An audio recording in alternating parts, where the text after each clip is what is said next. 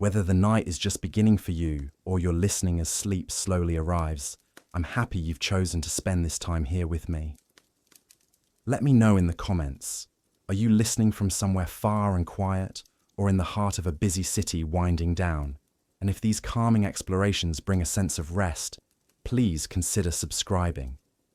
There are countless more voices from the past still waiting to be heard. Here's what most people don't realize about Viking warriors. The Hollywood movies, the TV shows, even most history books only scratch the surface of just how absolutely terrifying these people really were. We're talking about warriors who didn't just fight battles. They transformed into something almost inhuman on the battlefield. Warriors who believed that dying in combat was the ultimate honor, who would literally bite their shields in rage, who struck such fear into their enemies that entire kingdoms would pay massive tributes just to avoid facing them. In this video, I'm going to reveal the most spine-chilling Viking warriors who ever lived. Warriors whose names alone could empty entire villages. Warriors who developed fighting techniques so brutal and effective that they dominated Europe for over 3 centuries.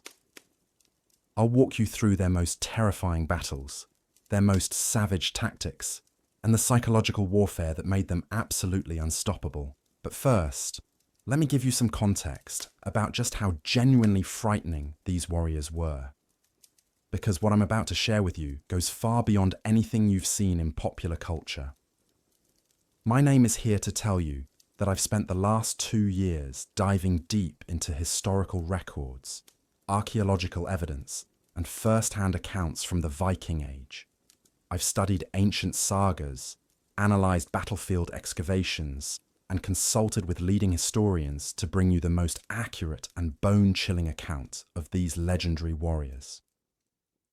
What you're about to discover isn't just history, it's a journey into the minds of people who lived for war, who embraced death, and who created a legacy of terror that still echoes through time.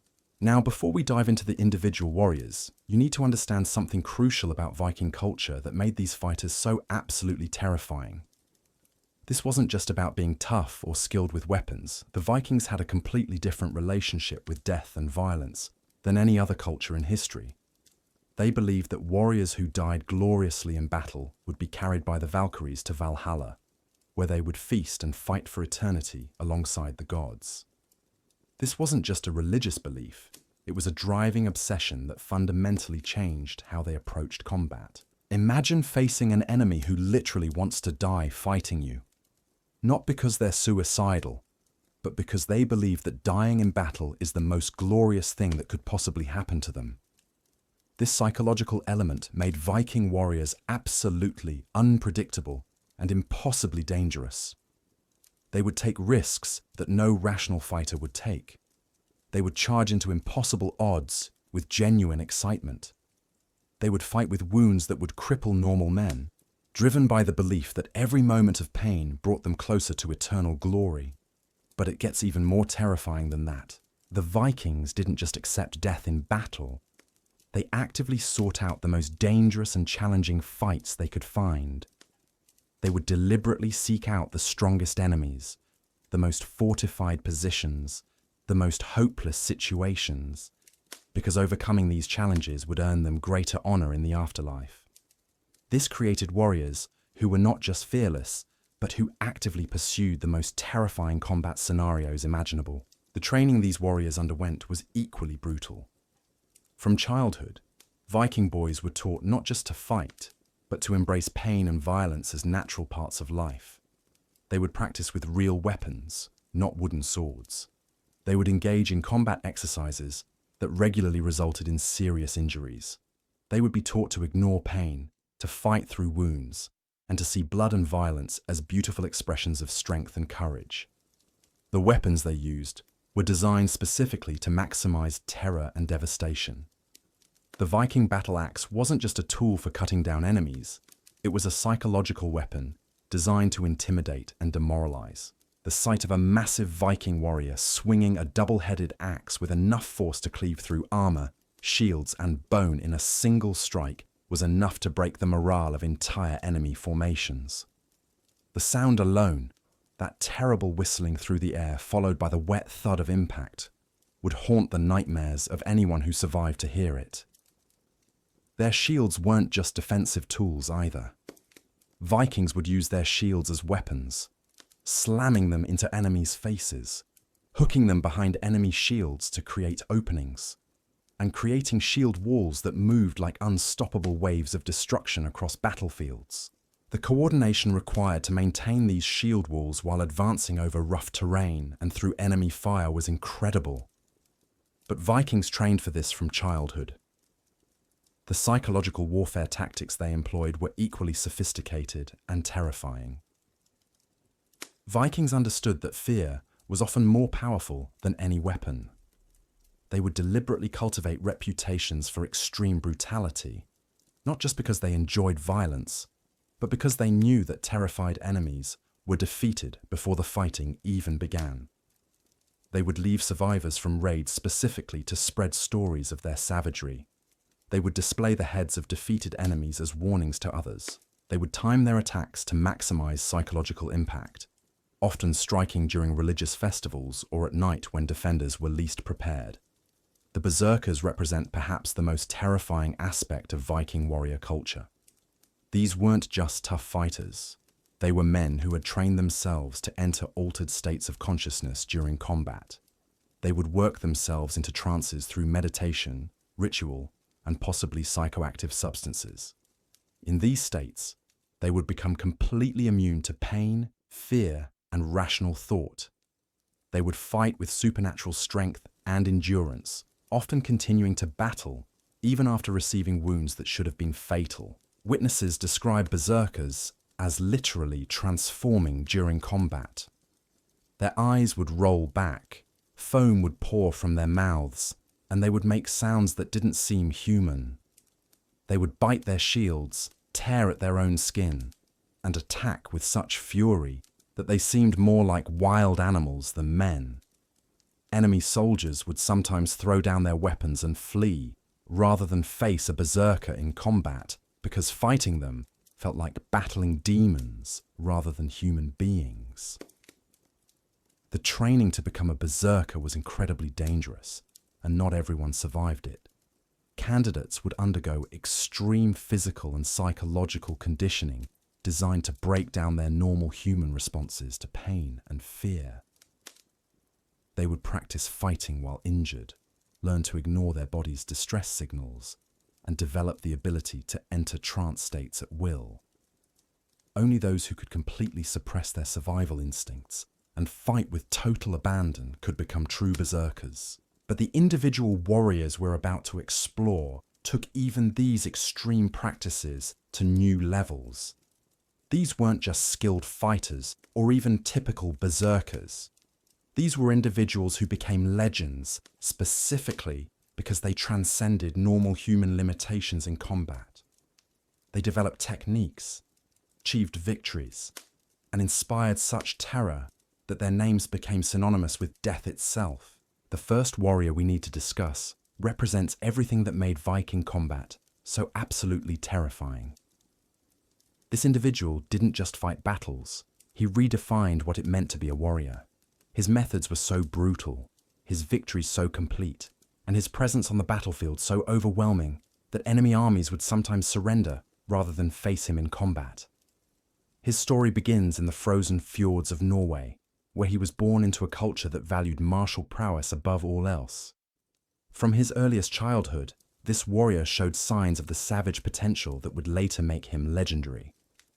While other children played with toys, he was practicing with real weapons. While others learned to read and write, he was studying the art of war. By the time he reached adolescence, he had already killed his first enemy in combat, and the experience awakened something in him that would never be satisfied with ordinary life. His physical presence alone was enough to intimidate most opponents. Standing well over 6 feet tall, in an era when most men barely reached 5.5 feet, he possessed the kind of muscular development that came from a lifetime of wielding heavy weapons and wearing armor. His hands were massive, scarred from countless battles, and strong enough to crush a man's skull with his bare fingers. His face bore the marks of numerous fights, but his eyes were what truly terrified people. They held a cold, calculating intelligence, combined with an absolute absence of mercy or compassion. The weapons he preferred were specifically chosen to maximize the terror he could inspire. His primary weapon was a massive two-handed axe that most men couldn't even lift, let alone swing effectively in combat. The blade was nearly 2 feet across, sharp enough to cut through armor like cloth, and heavy enough to shatter shields and bones with equal ease. He had trained with this weapon for so many years that it seemed to become an extension of his own body, moving with impossible speed and precision despite its enormous size. But what truly set this warrior apart wasn't just his physical capabilities or his weapons. It was his tactical brilliance combined with an absolute ruthlessness that made him unstoppable in combat. He understood that warfare wasn't just about individual strength. It was about breaking the enemy's will to fight. He would study his opponents before battle, learning their weaknesses, their fears, and their breaking points. Then he would exploit these vulnerabilities with surgical precision. His first major victory came during a raid on a heavily fortified monastery. The monks had hired mercenaries to defend their treasure, confident that their stone walls and trained soldiers would protect them. They were wrong. This warrior spent 3 days observing the defenses, noting patrol patterns, identifying weak points, and planning his attack. When he finally struck, it wasn't with overwhelming force, but with perfect timing and positioning. He infiltrated the monastery at night, moving through the shadows like a ghost, despite his massive size. He eliminated the sentries one by one, using techniques that were silent but unmistakably brutal. Each guard was found the next morning positioned in a way that sent a clear message to the remaining defenders. By dawn, the mercenaries were already demoralized, jumping at shadows and seeing threats in every corner. When the final assault came, it was over in minutes. The warrior led his men through the breach he had created, moving with such speed and violence that the defenders had no time to organize a proper response. But it wasn't just the speed of the attack that broke them, it was the sheer brutality of his personal combat style. He didn't just defeat enemies, he destroyed them so completely that other defenders would freeze in terror at the sight. The aftermath of this battle established the pattern that would define his entire career. He didn't just take the treasure and leave. He made sure that word of his victory spread in exactly the way he wanted. Some defenders were allowed to escape, but only after witnessing scenes of violence so extreme that they would never forget them. The stories they told would reach other potential targets, preparing them to surrender rather than face this terrifying warrior in combat. This psychological warfare was just as important as his physical prowess. He understood that reputation was a weapon that could win battles before they even began. Each victory was carefully orchestrated, not just to achieve immediate objectives, but to enhance his growing legend. He would leave specific signs at each battle site, symbols that would identify him as the perpetrator and remind everyone of his capabilities. The techniques he developed for psychological intimidation were incredibly sophisticated. He would arrive at target locations days before his planned attack, making his presence known but not revealing his intentions. Defenders would see him observing their fortifications, studying their routines, and preparing for something terrible. The anticipation itself became a form of torture, wearing down their resolve before the fighting even began. His reputation grew with each conquest, but it was his encounter with the legendary warrior king Hakon the Red that truly cemented his place among the most terrifying fighters in Viking history. Hakon controlled a massive fortress overlooking the North Sea, a stronghold that had never fallen to enemy attack. The fortress was built into the living rock of a cliff face, accessible only by a narrow path that could be defended by a handful of men against an entire army. But this warrior didn't see an impregnable fortress. He saw an opportunity to demonstrate that no defense could withstand his particular brand of warfare. The siege that followed would become the stuff of legend, not because of its scale, but because of the psychological horror he unleashed upon the defenders. Rather than attempting a direct assault on the narrow path, he began what can only be described as a campaign of terror. Every night, defenders would find evidence that he had been inside their supposedly secure fortress. A guard would be found dead in his post, killed so quietly that men sleeping nearby heard nothing. Weapons would disappear from armories, only to be found later arranged in patterns that spelled out threats in the old runic alphabet. Food supplies would be poisoned, not enough to kill, but enough to cause agonizing sickness that would last for days. The psychological pressure was unbearable. Defenders stopped sleeping, afraid that they would be the next victim. They began to turn on each other, suspecting that the enemy had infiltrated their ranks. Some tried to flee, but their bodies were found at the base of the cliff, arranged in positions that made it clear they hadn't simply fallen. The message was unmistakable. There was no escape from this warrior's reach. After 2 weeks of this psychological torture, Hakon the Red finally agreed to single combat. It was the only way to end the nightmare that had consumed his fortress. The fight took place on a narrow ledge overlooking the sea, with barely enough room for 2 men to swing their weapons. Witnesses described it as the most brutal single combat they had ever seen, not because of its length, but because of the sheer violence that erupted in those few minutes. The warrior's opponent was no ordinary fighter.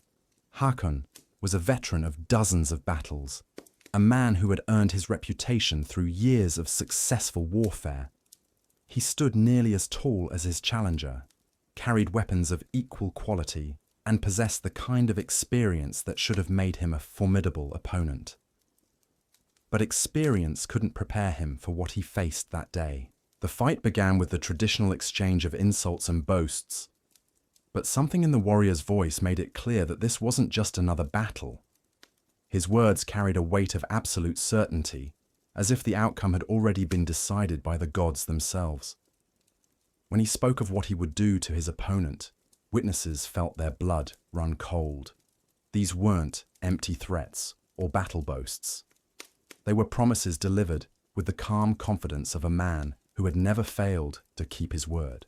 When the combat finally began, it was over almost before it started. The warrior's first strike was so fast and powerful that Hakon barely had time to raise his shield. The massive axe smashed through the wooden barrier and continued its arc, opening a wound across his opponent's chest that would have dropped most men instantly. But Hakon was no ordinary warrior, and he managed to stay on his feet long enough to launch a counterattack. The counterattack never landed. The warrior flowed around his opponent's strike like water, moving with a grace that seemed impossible for someone of his size. His return strike caught Hakon in the side, the axe blade penetrating so deeply that witnesses heard ribs cracking from 50 feet away. Blood sprayed across the rocky ledge, but the warrior wasn't finished. He grabbed his wounded opponent by the throat and lifted him off the ground, holding him suspended over the cliff edge. What happened next became the most whispered about moment in Viking warfare. Rather than simply throwing his defeated enemy to his death, the warrior began to speak.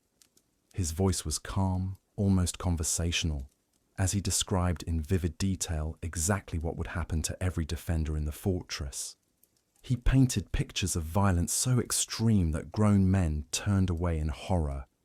Then, still holding Hakon by the throat, he made his final offer. Surrender now, and the deaths would be quick. Continue to resist, and he would ensure that every person in the fortress experienced the kind of prolonged agony that would make them beg for the mercy of death.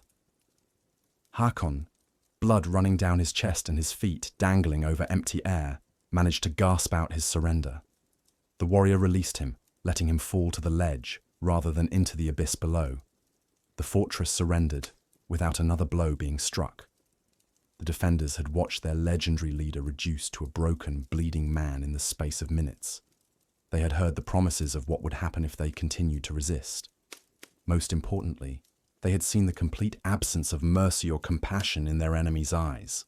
This wasn't a man who could be reasoned with or appealed to. This was a force of nature that would destroy everything in its path unless it was given what it wanted. The treasure taken from that fortress was enormous, but the warrior's real prize was the enhancement of his reputation. Word of Hakon's defeat spread across the Viking world like wildfire. The story grew with each telling, but the essential details remained constant. A legendary warrior king had been broken like a twig by a fighter, whose name was beginning to be spoken only in whispers. But even this victory was just preparation for the campaign that would make him truly legendary. The warrior had set his sights on the most ambitious target any Viking had ever attempted: the conquest of an entire kingdom. Not just a raid or a single battle, but the complete subjugation of a land and its people. The kingdom he chose was ruled by a king who had spent years preparing for Viking attacks, who had built a network of fortresses and assembled an army specifically designed to counter Viking tactics. King Aldrich of Mercia was no fool. He had studied Viking warfare for decades, analyzing their strengths and weaknesses, developing countermeasures for their most effective tactics. His kingdom was protected by a series of fortified towns connected by excellent roads, allowing for rapid deployment of troops to any threatened area. His army was well trained, well equipped, and commanded by experienced officers who understood Viking psychology and methods. Most importantly, Aldrich had negotiated alliances with neighboring kingdoms. Any Viking force large enough to threaten Mercia would face not just his own army, but combined forces from multiple kingdoms.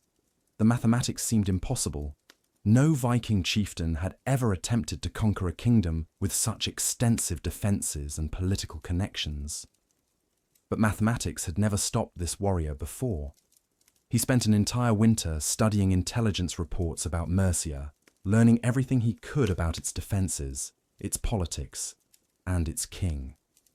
He identified the kingdom's strengths, but more importantly, he found its weaknesses. Every defensive system had flaws, and every alliance had fault lines that could be exploited by someone with sufficient ruthlessness and intelligence.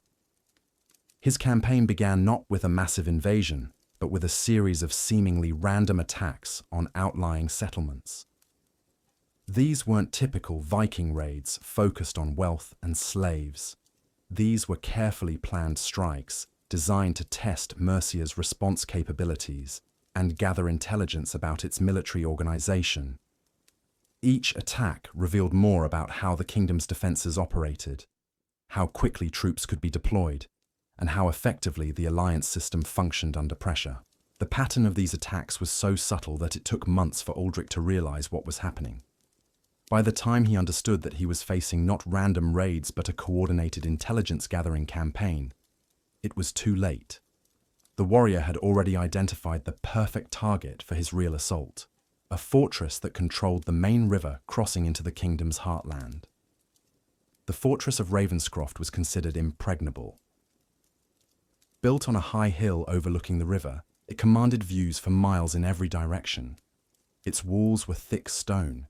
Its garrison was elite troops, and its position made it impossible to approach without being seen. Taking Ravenscroft would require a frontal assault up an open hillside against prepared defenses, the kind of attack that had failed countless times throughout military history. But the warrior had no intention of making a frontal assault. His plan was far more sophisticated and infinitely more terrifying. He would take Ravenscroft not through superior numbers or better weapons, but through the systematic destruction of everything the defenders held dear. He would turn their greatest strength, their secure position, into their greatest weakness. The siege began in the dead of winter, when conventional military wisdom said that campaigning was impossible. The warriors' forces appeared around Ravenscroft like ghosts, moving through the snow and ice with an efficiency that seemed supernatural. They didn't build siege engines or assault towers. Instead, they began a campaign of psychological warfare that would redefine the very concept of siege warfare. Every morning, the defenders would wake to find new evidence of their enemy's presence. Livestock in nearby farms would be found slaughtered, not for food, but arranged in patterns that spelled out messages in the old runic script. Wells would be poisoned, not enough to kill, but enough to cause terrible sickness. Most horrifying of all, people from surrounding villages would simply disappear, leaving behind only bloodstains and signs of struggle. The warrior understood that isolation was the fortress's greatest vulnerability. The defenders were cut off from the outside world, dependent on their own supplies and morale. By systematically destroying everything around them, he created a psychological prison that was more effective than any physical siege. The defenders could see smoke rising from burning farmhouses, could hear the distant screams of people being tortured, could smell the stench of death that grew stronger with each passing day. But it was the sounds that truly broke their spirits. Every night, the darkness around Ravenscroft would fill with noises that seemed to come from the depths of nightmare itself. Howling that might have been wolves, or might have been something far worse. Rhythmic pounding that could have been drums, or could have been the sound of bodies being beaten against stone. Most terrifying of all, the sound of laughter, high and mad and utterly without mercy, echoing off the fortress walls in the deepest hours of night. Sleep became impossible within the fortress walls. The defenders would huddle together in the great hall, weapons clutched in trembling hands, jumping at every shadow that flickered in the torchlight. Some began to crack under the pressure, speaking in whispers about surrender, about anything that might end the psychological torment that had consumed their lives. But their commander, a grizzled veteran named Sir Godwin, knew that surrender to this particular enemy would bring horrors far worse than death. The warrior's reputation had preceded him to Ravenscroft. Stories of his previous conquests had filtered through the kingdom, each tale more terrifying than the last. The defenders knew that this wasn't just another Viking raid that could be waited out behind strong walls. This was something far more sinister, a calculated campaign of terror designed to break their minds before their bodies ever faced a weapon. What made the psychological assault even more effective was its unpredictability. Sometimes the attacks would come in waves, with multiple incidents occurring in a single night. Other times, days would pass in perfect silence, allowing the defenders to begin hoping that their tormentor had moved on, only to wake to fresh horrors that proved he was still watching, still waiting, still planning their destruction. The warrior's tactical brilliance became apparent as the siege progressed. He wasn't just terrorizing the defenders for the sake of cruelty, though he certainly seemed to enjoy their suffering. Every action was calculated to achieve specific psychological effects. The seemingly random attacks on surrounding settlements weren't random at all. They were designed to cut off the fortress's supply lines, eliminate potential reinforcements, and create a growing circle of desolation that would isolate the defenders completely. More importantly, the attacks were timed to coincide with the defenders' religious observances. The warrior had studied their faith, learned their holy days, and planned his most horrific displays to occur during their most sacred moments. When the defenders gathered for morning prayers, they would find blasphemous symbols carved into the chapel walls. When they observed their weekly day of rest, they would discover the mutilated bodies of local priests arranged in mockery of their religious ceremonies. This wasn't just warfare, it was a systematic assault on everything the defenders believed in. The warrior understood that breaking a man's faith was more effective than breaking his body. A wounded soldier could still fight, but a man who had lost his connection to his God would lose the will to resist. The psychological pressure built day by day, week by week, until the very foundations of the defender's identity began to crumble. The fortress's food supplies became another weapon in the warrior's arsenal. Rather than simply cutting off supply lines, he contaminated them with substances that caused hallucinations and paranoia. Defenders would see enemies in shadows, hear voices that weren't there, and turn on each other in fits of madness. The warrior had learned these techniques from shamans and wise women during his travels. Dark knowledge that transformed ordinary siege warfare into something approaching supernatural horror. As winter deepened, the isolation became complete. No messenger had reached the fortress in weeks. No relief force had appeared on the horizon. The defenders began to realize that they had been abandoned by their king, left to face this nightmare alone. The warrior had anticipated this psychological breaking point, and he chose this moment to make his first direct contact with the defenders. The message came in the form of a severed head thrown over the fortress walls. But this wasn't just any head. It belonged to Sir Marcus, the king's own messenger, who had been sent to coordinate the fortress's defense. Tied to the head was a parchment written in the messenger's own blood, containing an offer that made the defenders' blood run cold. The warrior offered them a choice. They could continue their hopeless resistance and face the kind of death that would make their families weep for generations. Or they could open their gates and accept his terms. The terms were simple. Half the garrison would be allowed to live, chosen by lot, while the other half would die in ways that would serve as examples to future enemies. The surviving defenders would be given the honor of spreading word of what they had witnessed, carrying the warrior's reputation to every corner of the kingdom. But there was a time limit. The defenders had until the next full moon to decide. If they had not surrendered by then, the warrior would take the fortress by force, and no mercy would be shown to anyone within its walls. The message was signed with a symbol that had become synonymous with death itself. A raven perched on a skull, wings spread wide in mockery of divine protection. The debate that followed nearly tore the garrison apart.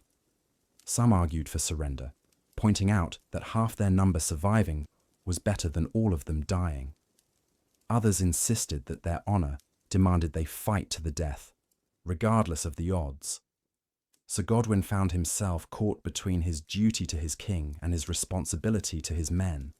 The warrior's offer was designed to create exactly this kind of division, turning the defenders against each other when unity was their only hope. As the full moon approached, the psychological pressure reached unbearable levels. The nightly sounds of torture grew louder and more frequent.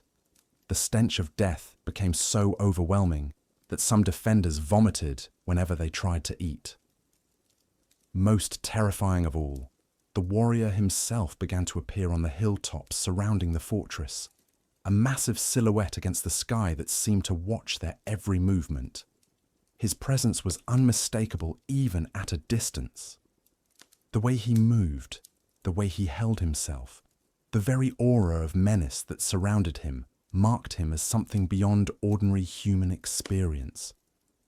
Defenders who caught sight of him would find themselves paralyzed with fear, unable to look away despite every instinct screaming at them to hide. Some claimed they could feel his eyes upon them even when he was nowhere to be seen, a sensation that followed them into their dreams and haunted their waking hours. The warrior's physical appearance had become the stuff of legend throughout the kingdom.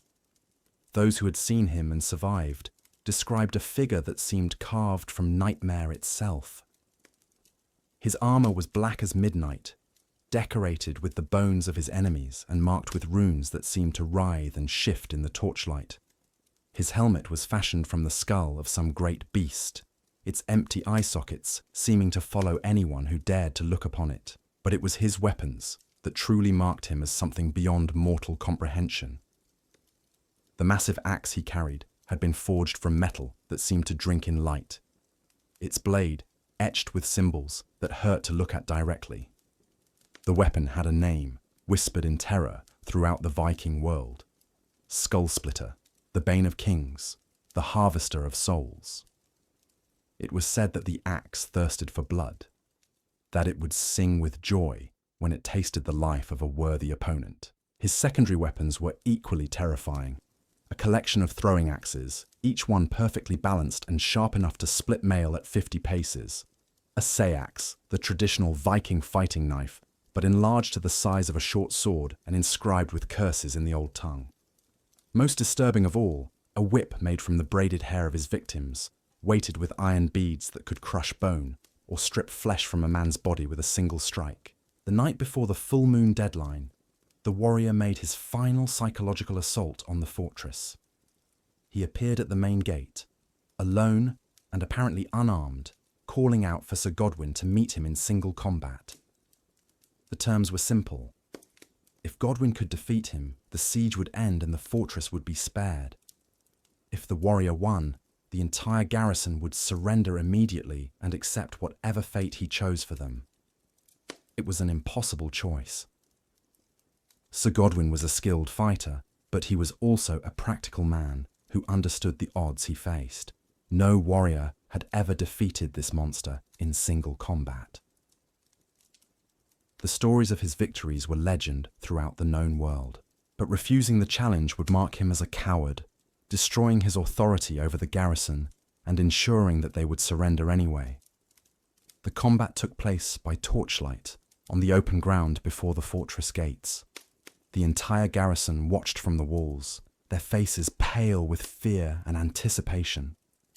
The warrior had indeed come apparently unarmed, but as he stepped into the circle of light, he began to change. His movements became more fluid, more predatory. His breathing deepened into the rhythmic pattern that marked the beginning of a berserker's trance. Sir Godwin had prepared for this moment his entire life. He wore his finest armour, carried his best weapons, and had spent hours in prayer asking for divine protection. But as he looked into his opponent's eyes, he realized that all his preparation might not be enough. The warrior's gaze held depths of violence and madness that no normal human could comprehend. This wasn't just a skilled fighter. This was something that had transcended ordinary humanity through years of constant warfare and bloodshed. The fight began with traditional formalities, but these quickly gave way to something far more primitive and terrifying.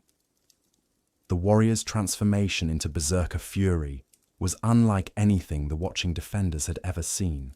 His movements became inhumanly fast and powerful, his attacks delivered with such force that they seemed to bend the very air around them. Most disturbing of all, he began to laugh, a sound that carried no trace of human warmth or sanity. Sir Godwin fought with the skill and courage of a lifetime warrior, but he was facing something beyond mortal comprehension. The warrior's bare hands proved to be weapons more deadly than any sword. His fingers, strengthened by years of gripping heavy weapons, could crush steel rings or snap bones with casual ease. His speed was supernatural, allowing him to flow around his opponent's attacks like smoke and strike from impossible angles. The end came with shocking suddenness. One moment Sir Godwin was pressing what seemed like a successful attack, his sword aimed at his opponent's heart. The next, he was lifted off the ground by a hand around his throat, his weapon fallen from nerveless fingers. The warrior held him suspended for a long moment, letting the watching defenders see their commander's helplessness, before speaking in a voice that carried clearly to every man on the walls. The words he spoke were in the old tongue, but their meaning was unmistakable. He was claiming Sir Godwin's life as an offering to the gods of war, a sacrifice that would ensure victory in the battles to come. The execution that followed was swift but utterly brutal, designed to demonstrate the futility of resistance. When it was over, the warrior stood over his victim's body and called out his final ultimatum to the fortress. The gates would open at dawn, or he would take the fortress by storm. If he was forced to attack, no defender would survive to see another sunset. Their deaths would be slow and agonizing, their bodies displayed as warnings to any who might think to oppose him in the future. The choice was theirs, but they had until the first light of dawn to decide. The debate that followed was brief and bitter. With their commander dead and their morale shattered, the defenders had no real choice. As the first rays of sunlight touched the fortress walls, the gates swung open and the garrison filed out to surrender.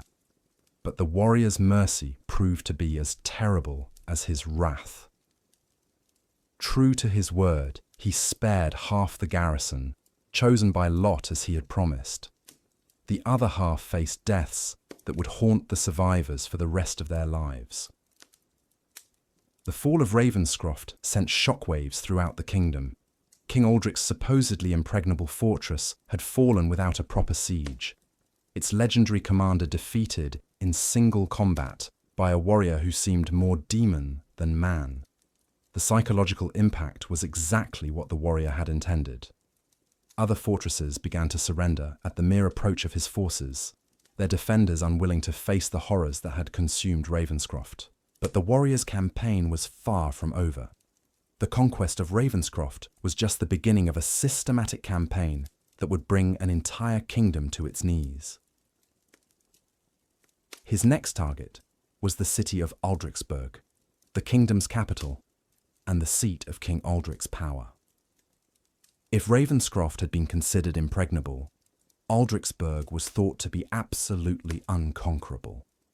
The city was protected by massive walls that had never been breached, defended by the kingdom's elite troops, and supplied by river barges that could maintain the garrison indefinitely. More importantly, it was where King Aldric had concentrated his remaining forces, turning the capital into a fortress that could theoretically hold out against any conceivable attack. But the warrior had already proven that conventional thinking meant nothing when faced with his particular brand of warfare. He had studied the city's defenses, identified its weaknesses, and developed a plan that would turn its greatest strengths into fatal vulnerabilities. The siege of Aldriksburg would become the defining moment of his career. The battle that would cement his reputation as the most terrifying warrior in Viking history. The approach he chose was unlike anything attempted in medieval warfare. Rather than surrounding the city and starving it into submission, he would strike at its heart through methods that would make the defenders wish they had never been born. The psychological warfare that had proven so effective at Ravenscroft would be refined and intensified until it became a weapon more devastating than any siege engine. His first move was to capture the river barges that supplied the city, but rather than simply sinking them or stealing their cargo, he turned them into floating exhibitions of horror. The crews were tortured in ways that pushed the boundaries of human endurance, their agonized screams echoing across the water to reach the city walls. The barges themselves were set adrift, their cargo holds filled with the mutilated bodies of their crews, serving as floating messengers that announced the warrior's arrival. The psychological impact was immediate and devastating. The city's defenders watched in horror as their supply lines were not just cut, but transformed into instruments of terror. The sight of those drifting barges, with their grisly cargo visible to anyone who looked upon the river, sent a clear message about what fate awaited anyone who opposed this terrifying enemy. But the warrior was just getting started. His reputation had grown with each victory, each display of tactical brilliance and ruthless efficiency. The stories told about him had taken on an almost mythical quality, describing feats that seemed to transcend normal human limitations. Some claimed he could see in complete darkness, that he could move without making a sound, that he could kill with a touch or a glance. Whether these stories were true or not, they had become weapons in their own right. The mere mention of his name was enough to send seasoned warriors into fits of panic. Mothers would use his name to frighten disobedient children. Priests would invoke his image when describing the torments of the damned. He had become more than just a warrior. He had become the living embodiment of every nightmare that haunted the dreams of civilized men.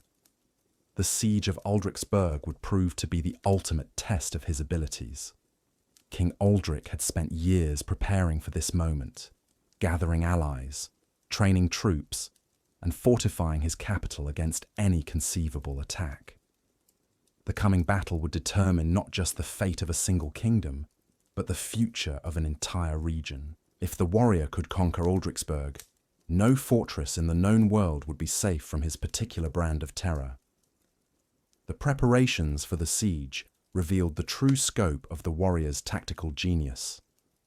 While King Aldric marshalled his defences behind the massive walls of Aldriksburg, The warrior was implementing a strategy so complex and far-reaching that it would take months for its full horror to become apparent. He had learned from his previous campaigns that the greatest victories came not from superior numbers or better weapons, but from understanding the deepest fears and weaknesses of his enemies. The warrior's first move was to establish a network of terror that extended far beyond the city walls. He dispatched small groups of his most trusted fighters to every village and town within 100 miles of Aldrichsburg, but these weren't typical raiding parties. Each group had specific instructions designed to create maximum psychological impact with minimal actual force. They would arrive at their targets like ghosts in the night, leaving behind carefully orchestrated scenes of horror that would send survivors fleeing toward the capital with tales of supernatural dread. The genius of this approach became clear as refugees began flooding into Aldrichsburg. These weren't just displaced villagers seeking protection. They were carriers of a psychological plague that would infect the entire city. Each refugee brought stories of impossible horrors, of attackers who seemed to materialize from shadows and disappear like smoke. The stories grew with each telling, becoming more fantastical and terrifying, until the warrior's reputation had grown to mythical proportions. But the refugee crisis served another purpose that was even more devastating. The sudden influx of thousands of displaced people strained the city's resources to the breaking point. Food supplies that had been calculated to last months were consumed in weeks. Water systems designed for the normal population couldn't handle the massive increase in demand. Most critically, the sewage and waste management systems began to fail, creating conditions that would soon breed disease and despair. The warrior had anticipated this crisis and prepared for it with the same meticulous planning that characterized all his campaigns. His forces began intercepting supply convoys bound for the city. But rather than simply destroying them, they contaminated the supplies with substances that would cause sickness and hallucinations. Grain shipments were treated with ergot fungus that would cause violent fits and paranoid delusions. Water barrels were dosed with compounds that would induce diarrhea and vomiting. Even clothing and blankets were treated with irritants that would cause painful rashes and open sores. The contaminated supplies were then allowed to reach the city, often accompanied by forged documents that made them appear to come from trusted allies. The defenders, desperate for any relief from their supply crisis, accepted these gifts without question. Within days, the effects began to manifest throughout the population. People began seeing enemies in shadows, hearing voices that weren't there, and turning on each other in fits of paranoid rage. The warrior's psychological warfare reached new levels of sophistication as the siege progressed. He had studied the religious beliefs of his enemies, learning their prayers, their holy days, and their most sacred rituals.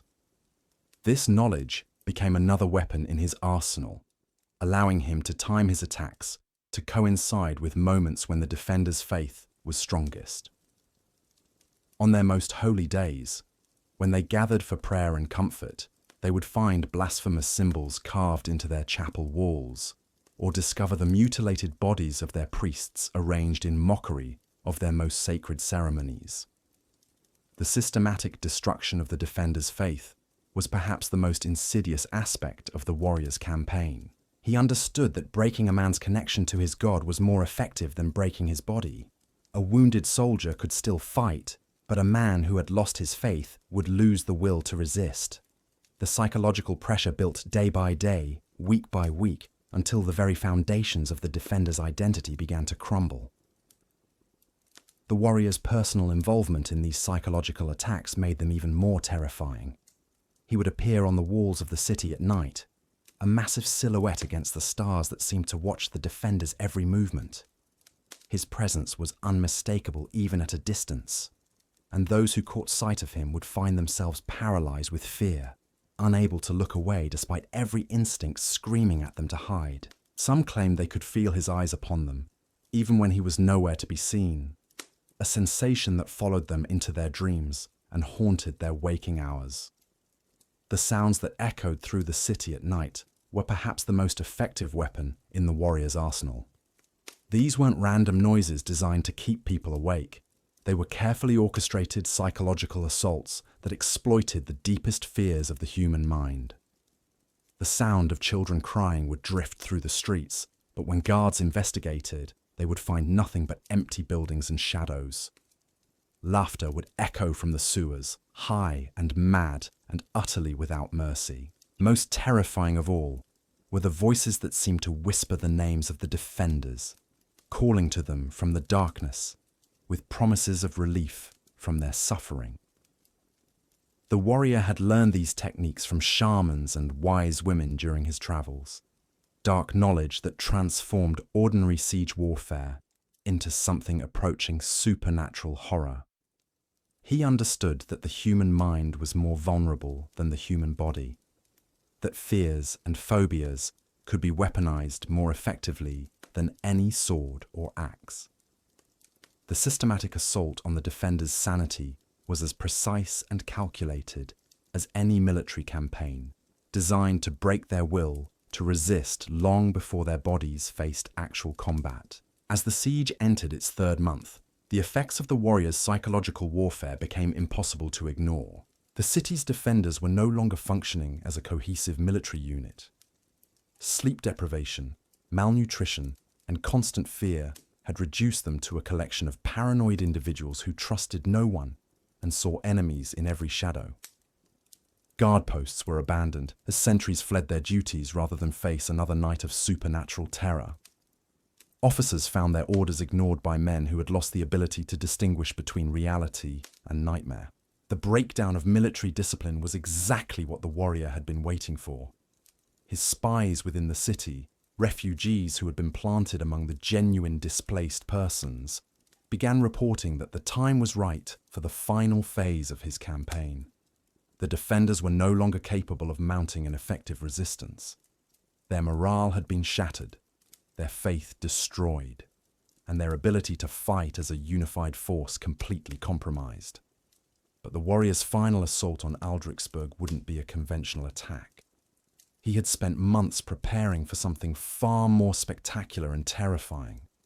The city's greatest strength, its massive walls and strategic position, would become the stage for a demonstration of power that would be remembered for generations. The warrior intended to take the city not through overwhelming force, but through a single act of such stunning violence that all resistance would crumble instantly. The plan he had developed was so audacious that even his own men initially thought it was impossible. The walls of Aldrichsburg were 30 feet high and 10 feet thick, built from massive stone blocks that had been quarried from the living rock of nearby mountains. They had never been breached in the city's 300-year history, and conventional wisdom said they never could be. But the warrior had identified a weakness that no previous attacker had ever considered. The city's water supply came from a series of underground springs that fed into a complex network of cisterns and channels beneath the streets. These waterways were protected by iron grates and considered too small for any significant infiltration. But the warrior had studied the ancient plans of the city's construction, documents that revealed the exact layout of the underground water system. More importantly, he had discovered that one of the main channels passed directly beneath the foundations of the city's strongest tower. The plan that emerged from this discovery was breathtaking in its simplicity and terrifying in its implications. The warrior would use the water channels to place a massive quantity of explosive materials directly beneath the tower's foundations. The explosion would not only destroy the tower, but would also breach the city wall in a spectacular display that would shatter the defenders' remaining morale. The psychological impact of seeing their strongest fortification reduced to rubble in a single moment would be more devastating than any conventional assault. The explosives the warrior planned to use were unlike anything employed in medieval warfare. Through his travels and conquests, he had acquired knowledge of alchemical compounds that could produce controlled explosions of tremendous force. These substances were dangerous to handle and required precise timing to deploy effectively. But the warrior had spent years learning their secrets from the most skilled practitioners of the dark arts. The infiltration of the city's water system required skills that went far beyond normal military training. The warrior personally led a small team of his most trusted fighters through the underground channels, moving through spaces so cramped that they had to crawl on their bellies for hours at a time. The journey through the flooded tunnels was a nightmare of claustrophobia and suffocation, made worse by the constant fear of discovery by the city's guards. The physical demands of the infiltration were enormous. The warrior and his men had to carry heavy packs of explosive materials through water-filled passages that barely provided enough space to breathe. The weight of the packs, combined with the need to move silently through the echoing tunnels, required strength and endurance that few men possessed. But the warrior had trained for exactly this kind of challenge, pushing his body to its absolute limits in preparation for moments when ordinary human capabilities wouldn't be sufficient. The placement of the explosives required precision that bordered on the supernatural.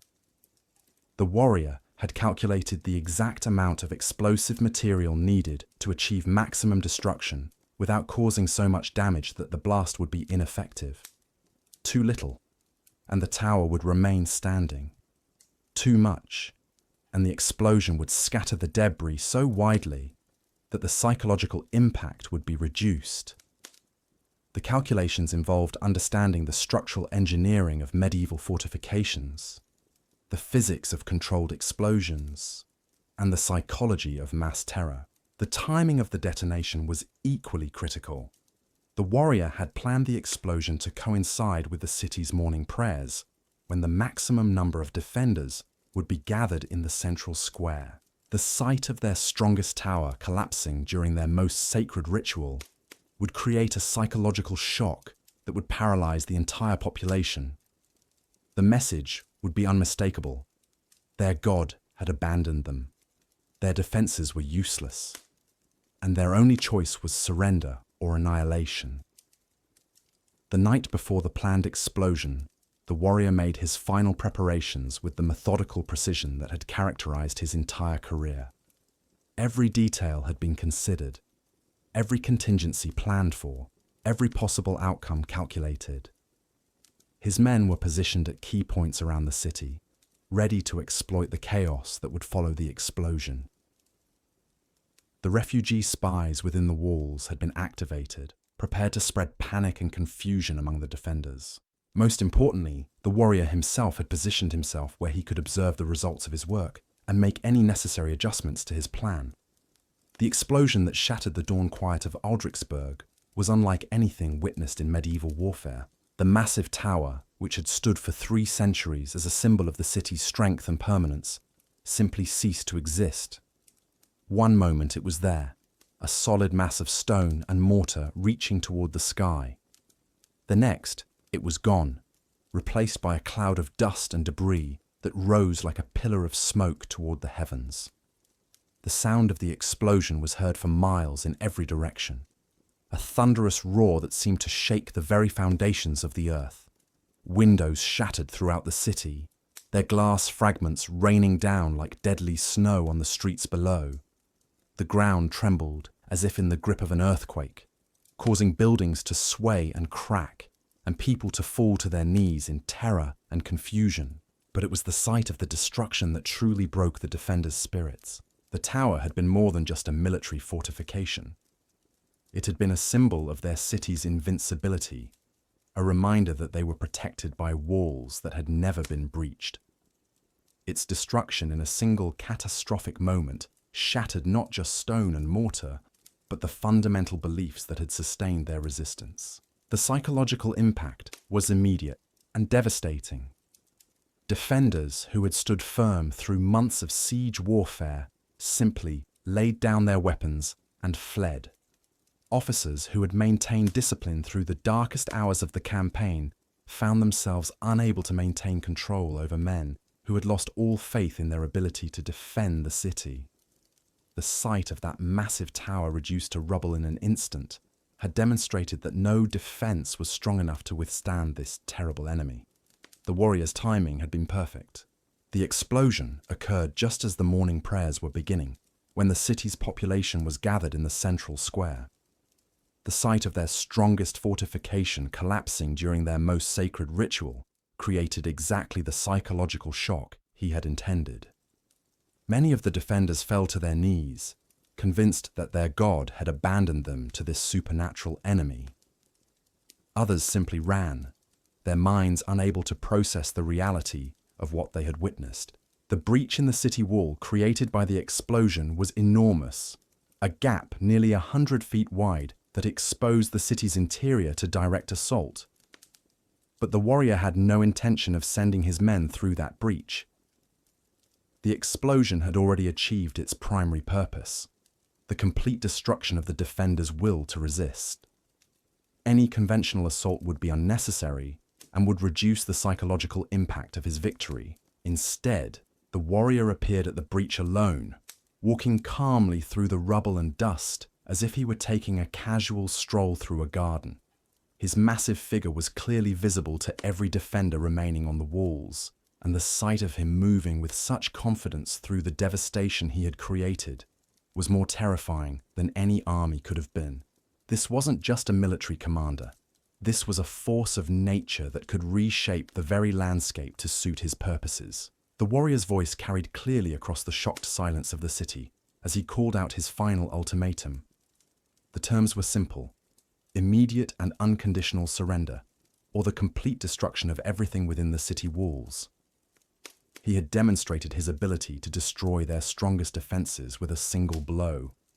If they continued to resist, he would use the same methods to reduce the entire city to rubble, leaving no survivors to carry word of what had happened. The debate that followed was brief and one-sided.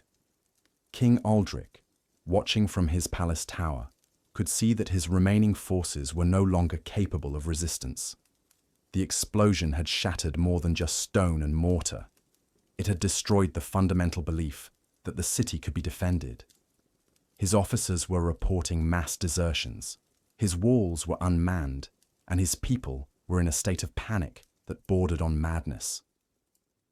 The surrender that followed was as complete as any in military history. The gates of Aldrichsburg swung open, and the city's entire population filed out to submit to the warrior's mercy. King Aldrich himself, dressed in simple clothes and carrying no weapons, walked to the breach in his city's wall and knelt before the enemy who had destroyed his kingdom. The sight of a king kneeling in the rubble of his own fortifications was a powerful symbol of the warrior's complete victory. But the warrior's mercy proved to be as calculated as his violence. He had no intention of destroying the city or massacring its population. These people would serve a far more valuable purpose alive than dead. They would carry word of his victory to every corner of the known world, spreading stories of his power and ruthlessness that would make future conquests easier. The psychological impact of his victory at Aldrichsburg would be felt for generations. As the story of the city's fall became legend, the systematic nature of the warrior's campaign became clear as he consolidated his conquest. This hadn't been a random act of violence or a simple raid for plunder. It had been a carefully planned operation designed to establish his reputation as the most formidable military commander of his age. Every action, from the initial psychological warfare to the final spectacular explosion, had been calculated to achieve maximum impact on both immediate enemies and future opponents. The treasure taken from Aldrichsburg was enormous, but the warrior's real prize was the enhancement of his legend. Word of the city's fall spread across the known world like wildfire, carried by refugees, traders, and survivors who had witnessed the impossible. The story grew with each telling, but the essential details remained constant. A warrior of supernatural power had destroyed an impregnable city through methods that defied conventional understanding of warfare. The conquest of Aldrichsburg marked the beginning of a new phase in the warrior's career. He was no longer just another Viking raider or even a particularly successful military commander. He had become something unique in the history of warfare, a figure whose reputation alone could win battles before they were fought. The psychological impact of his victories had created a weapon more powerful than any sword or axe. Other kingdoms throughout the region began to take notice of this new threat. Alliances were formed, armies were raised, and defensive preparations were made on a scale not seen since the great migrations of previous centuries. But these conventional responses to a conventional threat were inadequate to deal with an enemy who had transcended the normal limitations of medieval warfare. The warrior's next targets would be chosen not for their wealth or strategic importance, but for their symbolic value. He understood that reputation was a form of currency that could be accumulated and spent like gold or silver. Each victory would enhance his legend, making future conquests easier and more profitable. The systematic destruction of enemy morale had become his signature tactic, more effective than any siege engine or cavalry charge. The techniques he had developed during the siege of Aldrichsburg would be refined and perfected in subsequent campaigns. The use of explosives, the systematic psychological warfare, the corruption of supply lines, and the infiltration of enemy strongholds would become standard elements of his military strategy. But each campaign would also introduce new innovations, new methods of creating terror and despair that would keep his enemies off balance and unable to develop effective countermeasures. The warrior's personal transformation during this period was as remarkable as his military achievements. The constant exposure to violence and death, the systematic cultivation of fear and hatred, and the complete suppression of normal human emotions had changed him into something that existed beyond the boundaries of ordinary humanity. His followers began to speak of him in terms usually reserved for gods or demons, and even his enemies acknowledged that he had become something more than mortal. The physical changes were as dramatic as the psychological ones. Years of constant warfare had sculpted his body into an instrument of destruction, every muscle and bone hardened by endless training and combat. His reflexes had become supernatural in their speed and precision. His strength had grown to levels that seemed to defy natural law, and his endurance had reached the point where he could fight for days without rest or food. But it was the mental changes that truly set him apart from other warriors. The constant planning and calculation required for his complex campaigns had developed his intellect to extraordinary levels. He could analyze an enemy's weaknesses with the precision of a master strategist, predict their responses with uncanny accuracy, and devise countermeasures that would neutralize their advantages before they could be employed.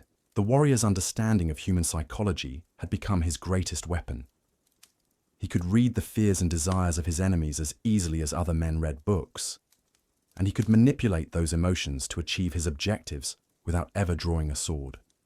The systematic destruction of enemy morale had become an art form in his hands, more precise and effective than any conventional military tactic. As news of Aldrichsburg's fall spread throughout the known world, the warrior found himself facing a new kind of challenge.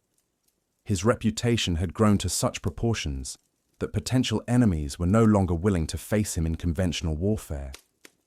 Instead, they began to employ desperate measures. Assassins, poisoners, and practitioners of dark magic who hoped to eliminate him through methods that avoided direct confrontation. These attempts on his life only enhanced his legend further. The warrior seemed to possess an almost supernatural ability to detect and avoid danger, surviving attacks that should have killed him and turning the tables on his would-be assassins with ruthless efficiency. Each failed attempt on his life became another story that added to his growing mythology, reinforcing the belief that he was protected by forces beyond mortal understanding. The warrior's response to these assassination attempts was characteristically calculated and brutal. Rather than simply killing his attackers, he would capture them and extract information about who had sent them. Then, he would use that information to launch retaliatory campaigns that would make his original enemies regret their decision to oppose him. The message was clear. Any attack on him would result in consequences far more severe than the original provocation. The psychological impact of these retaliatory campaigns was enormous. Potential enemies began to realize that hiring assassins or employing indirect methods of attack would only make their eventual fate worse. The warrior had demonstrated that he could track down anyone who opposed him, no matter how carefully they tried to hide their involvement. The fear of retribution became as effective a weapon as any sword or axe in his arsenal. The warrior's growing legend began to attract followers from across the known world. These weren't just ordinary soldiers seeking employment or adventure. They were individuals who had been drawn to his cause by the sheer magnitude of his reputation. Some came seeking glory, others were motivated by greed, and still others were attracted by the opportunity to serve under a commander whose victories seemed to defy natural law. The process of selecting and training these new followers was as rigorous as any military academy. The warrior understood that his reputation depended not just on his personal achievements, but on the quality of the men who fought under his banner. Each potential recruit was subjected to tests that pushed them beyond their physical and mental limits, weeding out those who lacked the dedication and ruthlessness necessary to serve in his army. The training programs he developed were unlike anything employed by conventional military forces. New recruits were taught not just how to fight, but how to think like their commander. They learned to analyze enemies for psychological weaknesses, to plan attacks that would maximize terror and confusion, and to execute complex operations that required perfect coordination and timing. Most importantly, they learned to suppress their normal human emotions and embrace the cold calculation that had made their leader so effective. The warrior's army was becoming something unique in the history of warfare, a force that combined the individual ferocity of Viking berserkers with the tactical sophistication of a professional military organization. Each member was a formidable fighter in his own right, but they were also part of a larger machine that could execute operations of staggering complexity and precision. The combination of personal skill and organizational efficiency made them nearly unstoppable in conventional warfare. But the warrior's greatest achievement was the creation of a military culture that could function independently of his personal presence. His officers had learned to think like him, to anticipate his strategies, and to execute his methods even when he wasn't directly supervising their actions. This meant that his influence could be felt across multiple theaters of operations simultaneously, multiplying his effective power far beyond what any single individual could normally achieve. The systematic nature of his approach to warfare was becoming apparent to military observers throughout the known world. This wasn't just a collection of successful battles or a string of lucky victories. It was a comprehensive transformation of the very nature of military conflict, introducing methods and techniques that would influence warfare for generations to come. The warrior had become more than just a successful commander. He had become a revolutionary force that was changing the fundamental rules of military engagement. The impact of his innovations extended far beyond the immediate theatre of his operations. Other military commanders began to study his methods, attempting to understand and replicate his techniques. But these efforts were largely unsuccessful, because they failed to grasp the complete integration of psychological warfare, tactical innovation, and personal leadership that made his approach so effective. The warrior's methods couldn't be copied piecemeal. They had to be understood as a complete system that required total commitment and transformation. The warrior's influence on military thinking was becoming as significant as his battlefield victories. Military academies throughout the known world began to teach courses based on his campaigns, analyzing his strategies and attempting to understand the principles that made them so effective. But these academic studies often missed the most important element of his success: the complete psychological transformation that had made him capable of employing such ruthless and effective methods. The creation of his military system had required the warrior to transcend normal human limitations and embrace a form of existence that was fundamentally different from ordinary life. The constant exposure to violence, the systematic suppression of normal emotions, and the complete dedication to warfare had changed him into something that existed beyond the boundaries of conventional humanity. This transformation was the foundation of his success, but it was also something that couldn't be taught or replicated through normal training methods. As the warrior's reputation continued to grow, he began to face challenges that went beyond simple military opposition. His success had made him a target for forces that operated outside the normal boundaries of warfare. Religious organizations that saw him as a threat to their authority, political alliances that sought to contain his growing power, and even supernatural entities that were drawn to the violence and chaos that surrounded his campaigns. These new challenges required the warrior to adapt his methods once again, developing techniques that could deal with enemies who operated according to different rules than conventional military forces. The skills he had developed in psychological warfare proved invaluable in these conflicts, allowing him to understand and manipulate the motivations of enemies who couldn't be defeated through normal combat methods. The warrior's ability to adapt to new challenges and develop innovative solutions had become one of his most important characteristics. Each enemy he faced taught him something new about the nature of conflict and the methods that could be used to achieve victory. This constant learning and evolution kept him ahead of his opponents, who often found themselves facing tactics and strategies that they had never encountered before. The systematic nature of his approach to learning and adaptation was as impressive as his military achievements. The warrior maintained detailed records of every campaign, analyzing successes and failures to identify patterns and principles that could be applied to future operations. This intellectual approach to warfare, combined with his physical prowess and psychological insight, made him a uniquely formidable opponent who could operate effectively in any environment or against any enemy. The warrior's transformation from a simple Viking raider to a military genius of unprecedented capability represented one of the most remarkable personal evolutions in the history of warfare. The journey had required him to push beyond every normal human limitation, to embrace methods and techniques that most people would find abhorrent, and to develop a form of existence that was fundamentally different from ordinary life. But the results spoke for themselves.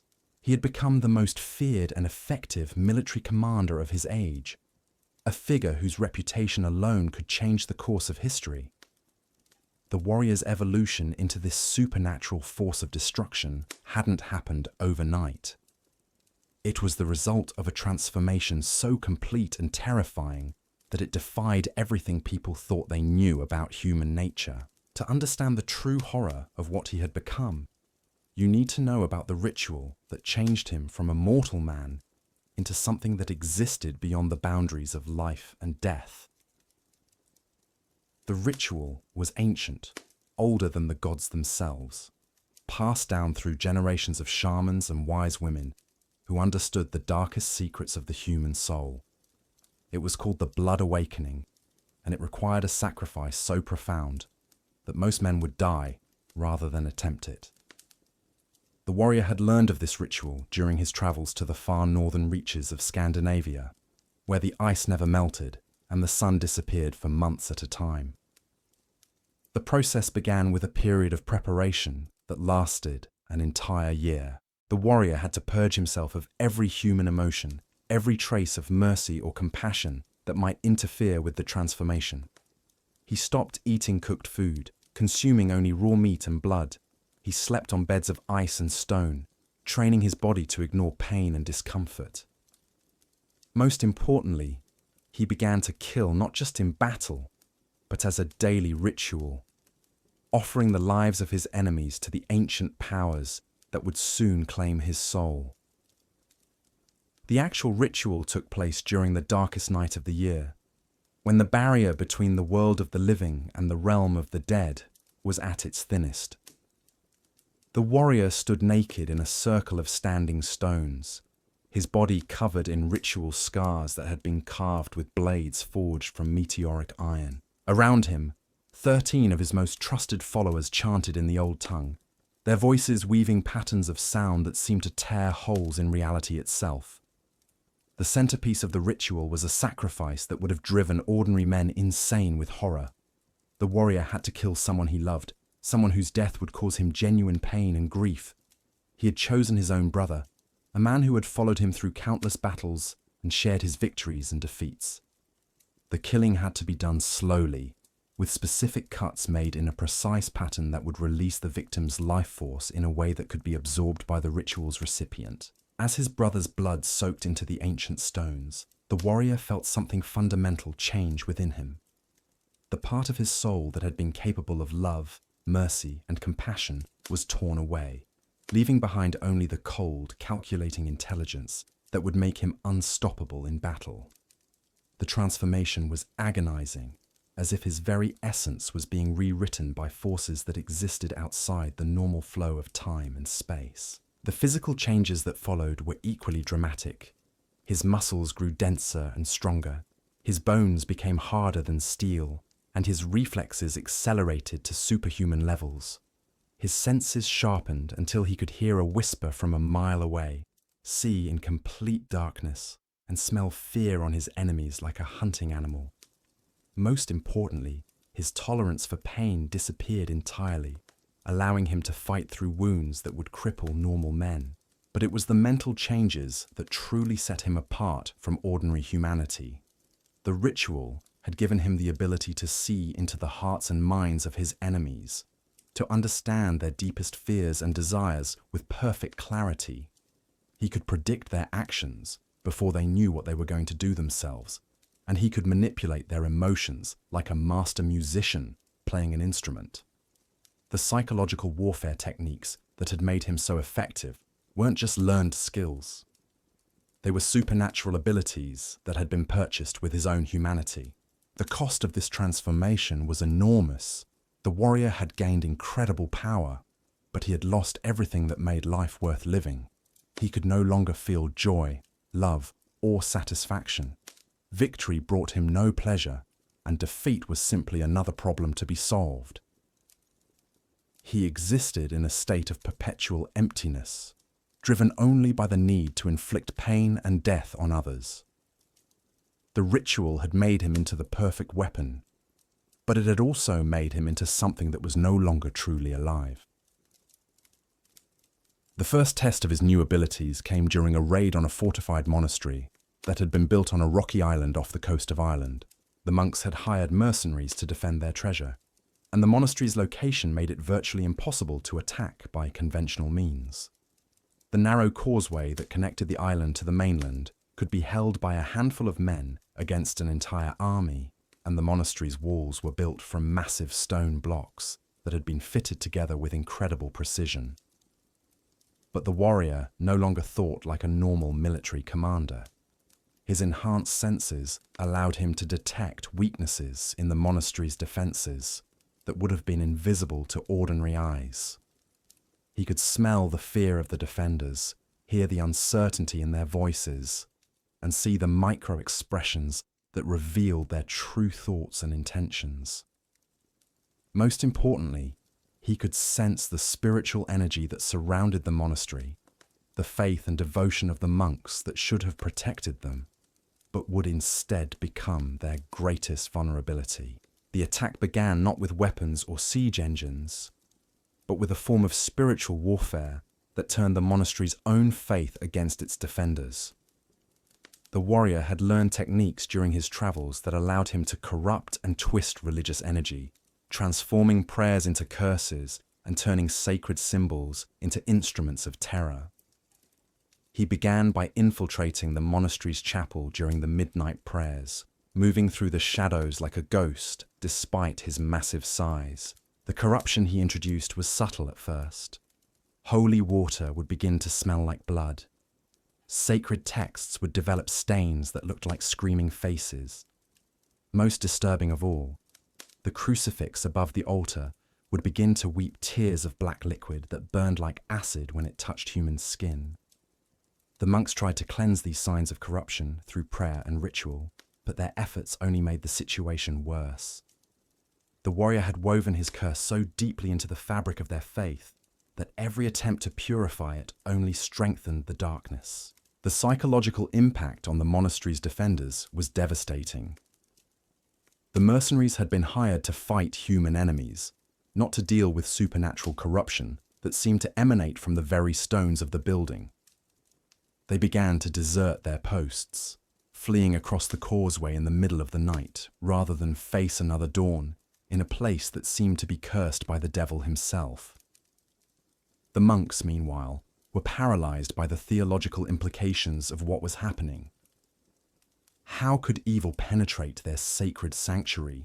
Had their god abandoned them to this terrible fate?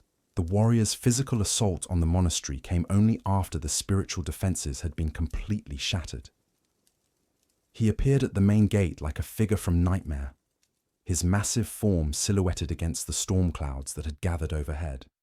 The sight of him was enough to break the remaining defenders' will to resist. This wasn't just a Viking raider seeking treasure. This was something that had crawled out of the deepest pit of hell to claim their souls. The battle that followed was less a fight than a massacre. The warrior moved through the monastery's corridors like a force of nature, his enchanted weapons cutting through armor and stone with equal ease. But it wasn't just his physical prowess that made him so terrifying. It was the way he seemed to anticipate every move his enemies made, countering their attacks before they were even launched. The mercenaries found themselves fighting not just a superior warrior, but someone who seemed to know their thoughts and intentions better than they knew them themselves. The monks who witnessed the warrior's rampage through their sacred home described scenes that defied rational explanation. He moved with impossible speed, seeming to be in multiple places at once. His weapons struck with supernatural force, shattering stone walls and cutting through steel armor like paper. Most disturbing of all, he seemed to feed on the violence he created, growing stronger and more terrible with each life he claimed. The treasure taken from the monastery was vast, but the warrior's real prize was the enhancement of his already fearsome reputation. The few survivors who escaped the island carried stories that would be told and retold throughout the Christian world, each version more terrifying than the last. The warrior had demonstrated that no sanctuary was safe from his reach, that no amount of faith or prayer could protect his enemies from his supernatural wrath. But the monastery raid was just the beginning of a campaign that would establish the warrior as the most feared figure in the known world. His next target was a fortress that had been built by the legendary King Charlemagne himself, a structure that represented the pinnacle of medieval military engineering. The fortress of Ironhold was considered absolutely impregnable, its walls rising from the living rock of a mountain peak, its garrison composed of knights who had sworn sacred oaths to defend it to the death. The warrior's approach to this seemingly impossible challenge revealed the full extent of his transformation. He didn't see an impregnable fortress. He saw a complex puzzle that could be solved through the application of supernatural insight and inhuman patience. The siege that followed would last for 6 months, but every day of that siege would bring new horrors that would test the defenders' sanity as much as their courage. The warrior began by establishing a network of terror that extended far beyond the fortress walls. His followers, now numbering in the hundreds, were deployed throughout the surrounding countryside with specific instructions to create an atmosphere of supernatural dread. Villagers would wake to find their livestock arranged in ritual patterns, their wells contaminated with substances that caused visions and madness, their children missing with only pools of blood left behind to mark their disappearance. The psychological pressure on the fortress's defenders was enormous. They could see the smoke rising from burning settlements, could hear the distant screams of people being tortured, could smell the stench of death that grew stronger with each passing day. But it was the sounds that drifted up from the darkness below that truly broke their spirits. Every night, the mountain would echo with noises that seemed to come from the very depths of hell itself. The warrior had discovered that the mountain on which the fortress was built was honeycombed with natural caves and tunnels. These underground passages provided perfect acoustics for the psychological warfare he had planned. His followers would position themselves in the caves and create sounds designed to drive the defenders mad with fear. The howling of wolves mixed with human screams, the sound of children crying for help that would never come, And most terrifying of all, the warrior's own laughter echoing through the stone passages like the voice of death itself. The fortress's water supply became another weapon in the warrior's arsenal. The mountain springs that fed the fortress were contaminated with substances that caused hallucinations and paranoia. The defenders began to see enemies in shadows, to hear voices that weren't there, and to turn on each other in fits of madness. The warrior had learned these techniques from practitioners of the dark arts, knowledge that allowed him to wage war on the very minds of his enemies. The siege engines that the warrior employed were unlike anything seen in conventional warfare. Rather than simple catapults or battering rams, he constructed devices that were designed to maximize psychological impact. One machine launched containers filled with the severed heads of captured knights, each head preserved in a state that made it appear to be still screaming. Another device created sounds that mimicked the cries of dying children, broadcast at volumes that could be heard throughout the fortress. The defenders' faith, which should have been their greatest strength, became another vulnerability that the warrior exploited with surgical precision. He timed his most horrific attacks to coincide with their religious observances, turning their moments of greatest devotion into experiences of pure terror. When they gathered for morning prayers, they would find blasphemous symbols carved into their chapel walls. When they celebrated their holy days, they would discover the mutilated bodies of their priests arranged in mockery of their most sacred rituals. The fortress's commander, Sir Roderick the Bold, was a veteran of the Crusades who had faced the finest warriors of the Islamic world without flinching. But the enemy he faced now was unlike anything in his experience. This wasn't just a military opponent. This was something that seemed to exist outside the normal laws of warfare and human decency. The psychological pressure of commanding men who were slowly being driven insane by supernatural terror was more challenging than any battle he had ever fought. The warrior's personal appearances during the siege were calculated to maximize their psychological impact. He would appear on the mountainside at dawn, his massive silhouette clearly visible against the rising sun. His presence was unmistakable even at a distance, and the sight of him would cause defenders to freeze in terror, unable to look away despite every instinct screaming at them to hide. Some claimed that looking directly at him caused physical pain, as if his very presence was an assault on their souls. The weapons and armor the warrior displayed during these appearances were designed to enhance his supernatural reputation. His axe seemed to drink in light, its blade appearing to be made from crystallized darkness. His armor was decorated with symbols that hurt to look at directly, runes that seemed to writhe and shift when observed. Most disturbing of all was his helmet, fashioned from the skull of some great beast and decorated with the preserved faces of his most notable victims. The fortress's defenses, which had been designed to withstand conventional siege warfare, proved inadequate against the warrior's supernatural methods. Stone walls that should have been impregnable developed cracks that spread like spider webs, weakening the structure until entire sections began to collapse without warning.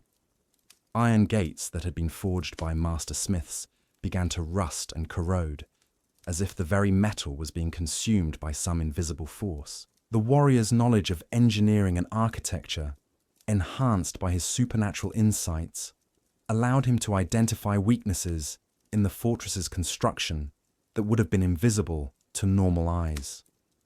He could see the stress patterns in the stone, could predict where the structure would fail under pressure, and could time his attacks to exploit these vulnerabilities with perfect precision. The fortress that had stood for centuries began to crumble like a house of cards under his methodical assault. The breakdown of the fortress's defenses was matched by the psychological collapse of its defenders. Months of constant terror had reduced the elite knights to gibbering madmen who jumped at shadows and saw enemies in every corner. The discipline that had made them effective warriors had been replaced by paranoia and fear that made coordinated defense impossible. Sir Roderick found himself commanding men who were no longer capable of rational thought or effective action. The warrior's final assault on the fortress was as spectacular as it was devastating.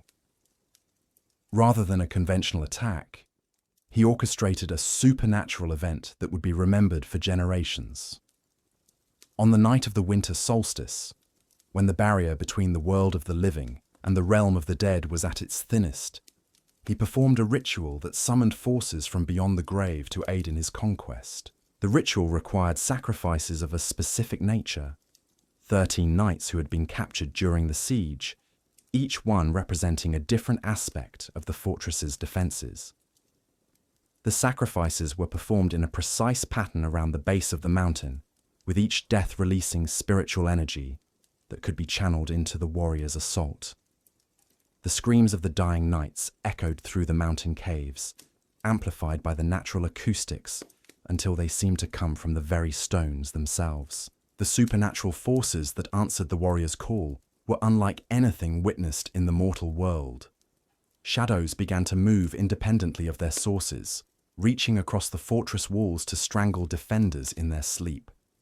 The air itself became thick and oppressive, making it difficult to breathe and causing some men to collapse from suffocation. Most terrifying of all, the voices of the dead began to speak, calling out the names of the living defenders and promising them eternal torment if they continue to resist. The fortress's final collapse was as much spiritual as physical. The walls that had stood for centuries simply crumbled, not from any external force, but as if the very stones had lost the will to remain standing. The defenders who survived the supernatural assault found themselves in a ruin that no longer resembled the mighty fortress they had sworn to defend. Their sacred oaths had become meaningless in the face of forces that operated outside the normal boundaries of honor and duty. Sir Roderick's surrender came not through defeat in battle, but through the complete breakdown of everything he had believed in. The warrior appeared in the ruins of the fortress's great hall, walking calmly through the rubble as if he were inspecting property he had just purchased. His presence was so overwhelming that the surviving defenders simply laid down their weapons and knelt in submission, unable to maintain any pretense of resistance. The terms of surrender that the warrior offered were as terrifying as the siege itself. The surviving defenders would be allowed to live, but they would serve as his messengers, carrying word of his victory to every corner of the known world. They would tell the story of how the mighty fortress of Ironhold had fallen to forces beyond mortal comprehension, how the finest knights in Christendom had been reduced to cowering children by an enemy who commanded powers that defied natural law. The psychological impact of Ironhold's fall was felt throughout the Christian world. The fortress had been considered the ultimate symbol of divine protection, a place where faith and military prowess had combined to create an impregnable defense. Its destruction by supernatural means challenged the fundamental beliefs that held Christian society together. If such a place could fall to the forces of darkness, what hope did ordinary people have of protecting themselves from this terrible enemy? The warrior's reputation had now grown beyond simple military achievement to something approaching mythological status. He was no longer just a skilled commander or even a supernatural warrior. He had become a force of nature that could reshape the very fabric of reality to suit his purposes. The stories told about him had taken on the characteristics of religious texts, describing miracles of destruction that seemed to transcend the normal laws of physics and human understanding. The transformation of his followers during this period was equally remarkable.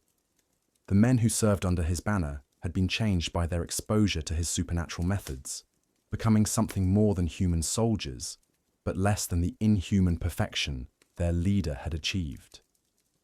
They moved with unnatural coordination, fought with supernatural skill, and displayed a complete absence of fear or mercy that made them nearly as terrifying as their master.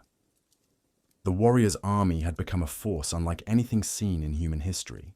Each member was a formidable fighter in his own right, but they were also part of a larger organism that could execute operations of staggering complexity and precision. The combination of supernatural ability and perfect discipline made them nearly unstoppable in conventional warfare, but it was their reputation for inhuman cruelty that truly made them effective.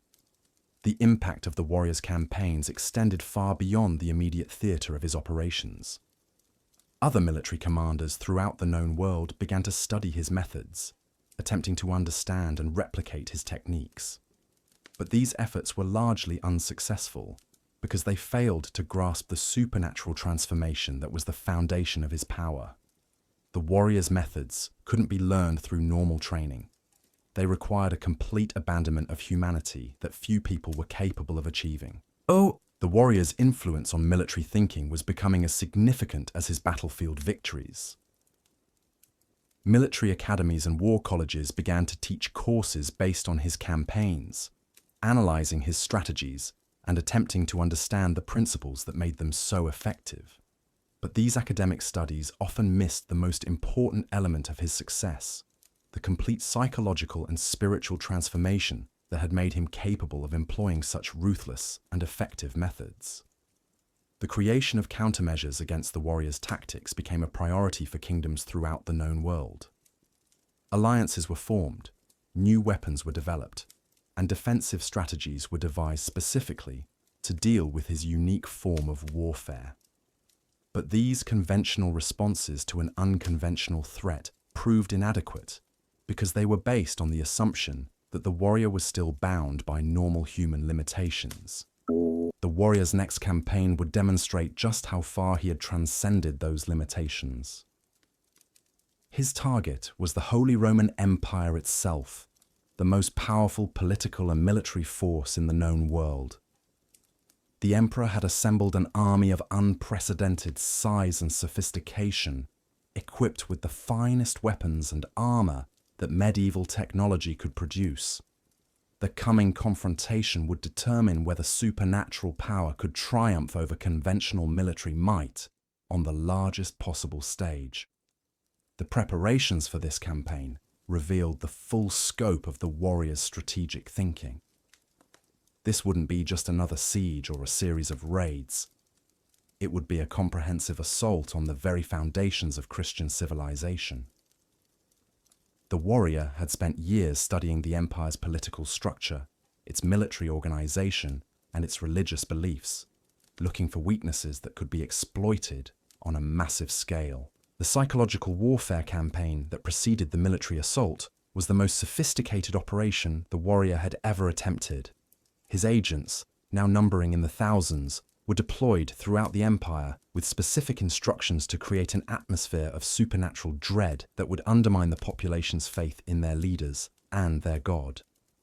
The stories they spread were carefully crafted to maximize their psychological impact, describing miracles of destruction that seemed to prove the warrior's supernatural nature. The warrior's reputation had now grown to the point where it had become a weapon in its own right. The mere mention of his name was enough to cause panic in even the most disciplined military units. Mothers would use his name to frighten disobedient children. Priests would invoke his image when describing the torments of hell. He had become the living embodiment of every nightmare that haunted the dreams of civilized people. The confrontation that was about to unfold would be more than just a military campaign. It would be a clash between two completely different ways of understanding the world.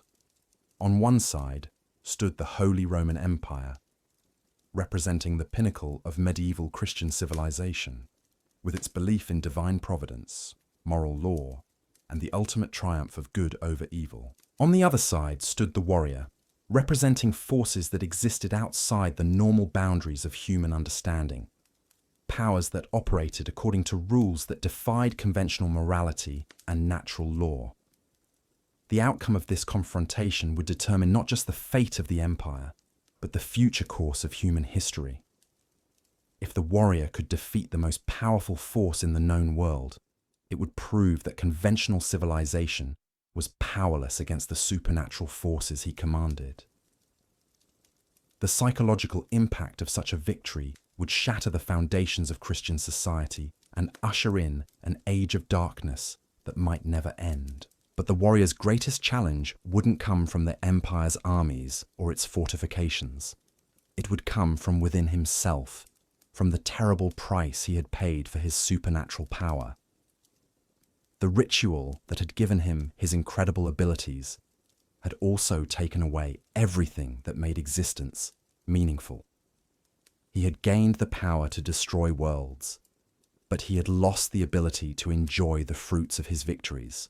The emptiness that consumed him was becoming harder to ignore with each passing day.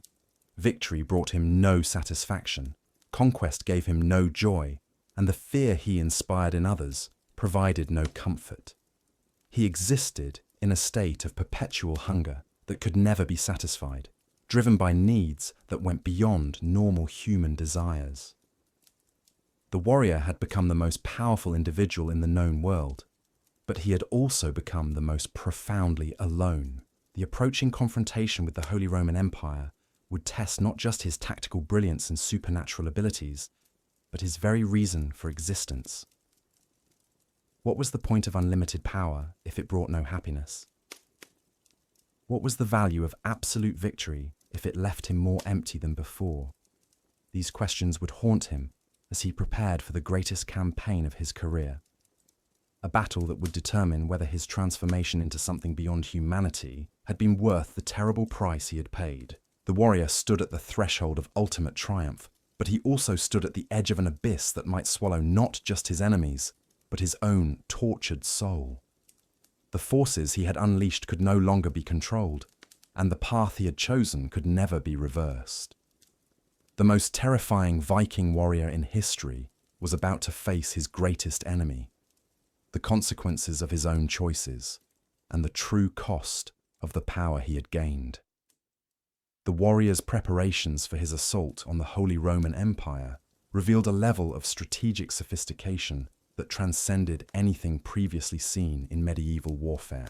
This wouldn't be a simple campaign of conquest driven by greed or territorial ambition. This would be a systematic dismantling of the very concept of Christian civilization, a demonstration that no earthly power could withstand the supernatural forces he commanded. The intelligence network he had constructed over the previous decade was unlike anything that had existed before. His agents weren't just spies gathering military information. They were psychological warfare specialists trained to identify and exploit the deepest fears and insecurities of entire populations. They had infiltrated every level of imperial society, from the emperor's own court to the lowest peasant villages, creating a web of influence that could be activated at the warrior's command. The first phase of his campaign began not with armies or siege engines, but with a carefully orchestrated assault on the empire's collective psyche. Strange omens began appearing throughout the imperial territories, livestock born with horrific deformities, wells that ran red with what appeared to be blood, and solar eclipses that occurred at times when no eclipse should have been possible. Each of these events was carefully timed and positioned to maximize its psychological impact on the population. The warrior understood that the empire's greatest strength lay not in its military might, but in the unshakable faith of its people. They believed that their God protected them, that their emperor ruled by divine right, and that their civilization represented the ultimate triumph of good over evil. If he could shatter these beliefs, the empire would collapse from within long before his armies ever reached its borders. The corruption he introduced into the empire's religious institutions was so subtle that it went undetected for months. Holy relics would begin to emit foul odors that made worshippers nauseous. Sacred texts would develop stains that looked like screaming faces when viewed in candlelight.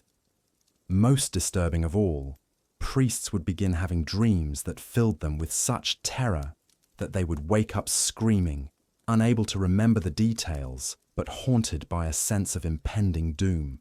The warrior's agents had learned to mimic the empire's own religious practices, allowing them to move freely through churches and monasteries without arousing suspicion.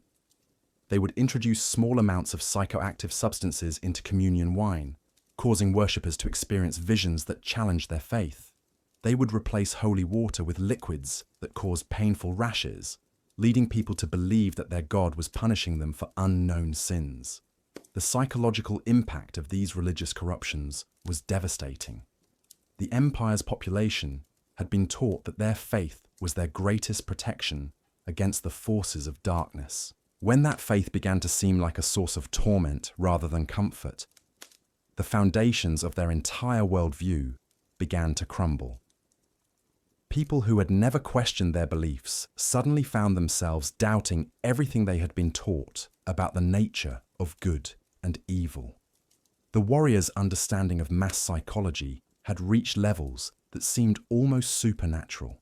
He could predict how populations would react to specific stimuli, could calculate the precise amount of fear needed to break their will to resist, and could time his psychological attacks to coincide with moments when his enemies were most vulnerable.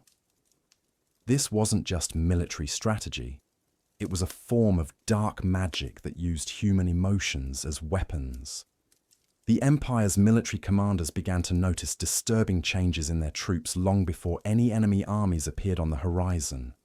Soldiers who had been brave and disciplined suddenly became jumpy and paranoid, seeing threats in every shadow. Units that had trained together for years began to turn on each other, their cohesion destroyed by suspicions and fears that seemed to come from nowhere. The warrior's psychological warfare was more effective than any conventional weapon in destroying the Empire's fighting capability. The Emperor himself, Constantine the Great, was not immune to the warrior's influence. His dreams had become filled with visions of defeat and destruction, images so vivid and terrifying that he would wake up drenched in sweat and shaking with fear. His advisors noticed that he had become increasingly erratic, making decisions that seemed to contradict his previous policies and displaying a level of paranoia that bordered on madness. The warrior's agents had managed to infiltrate even the emperor's personal staff, introducing subtle poisons into his food that would cause hallucinations and mood swings.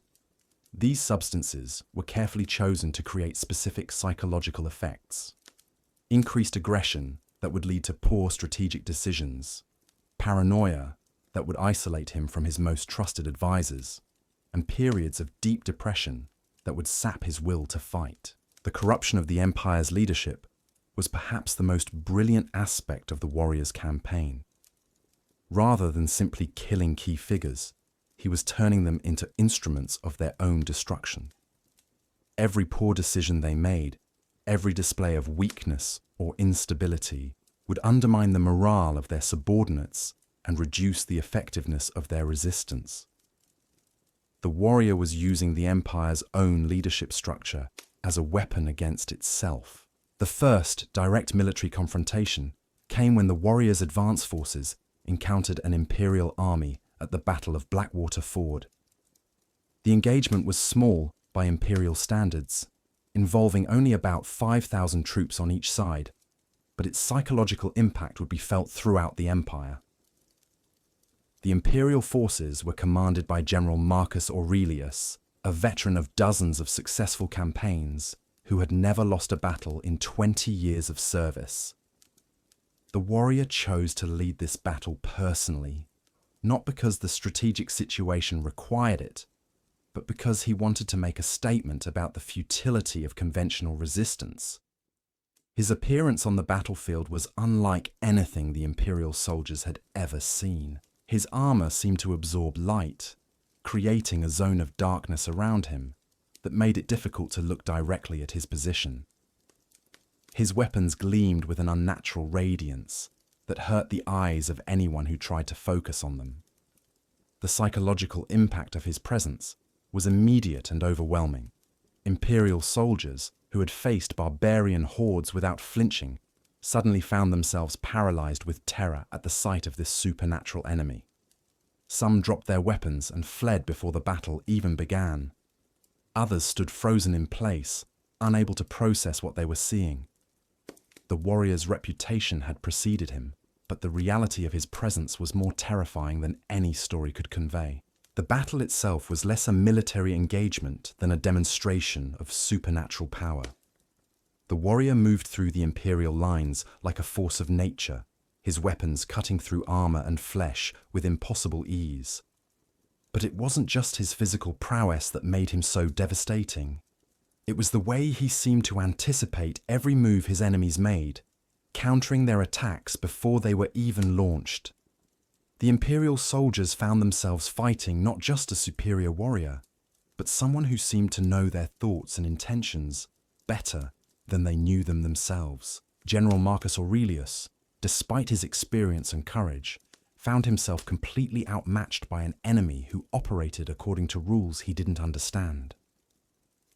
The tactical formations that had served him well in previous battles proved useless against an opponent who could move with supernatural speed and strike from impossible angles.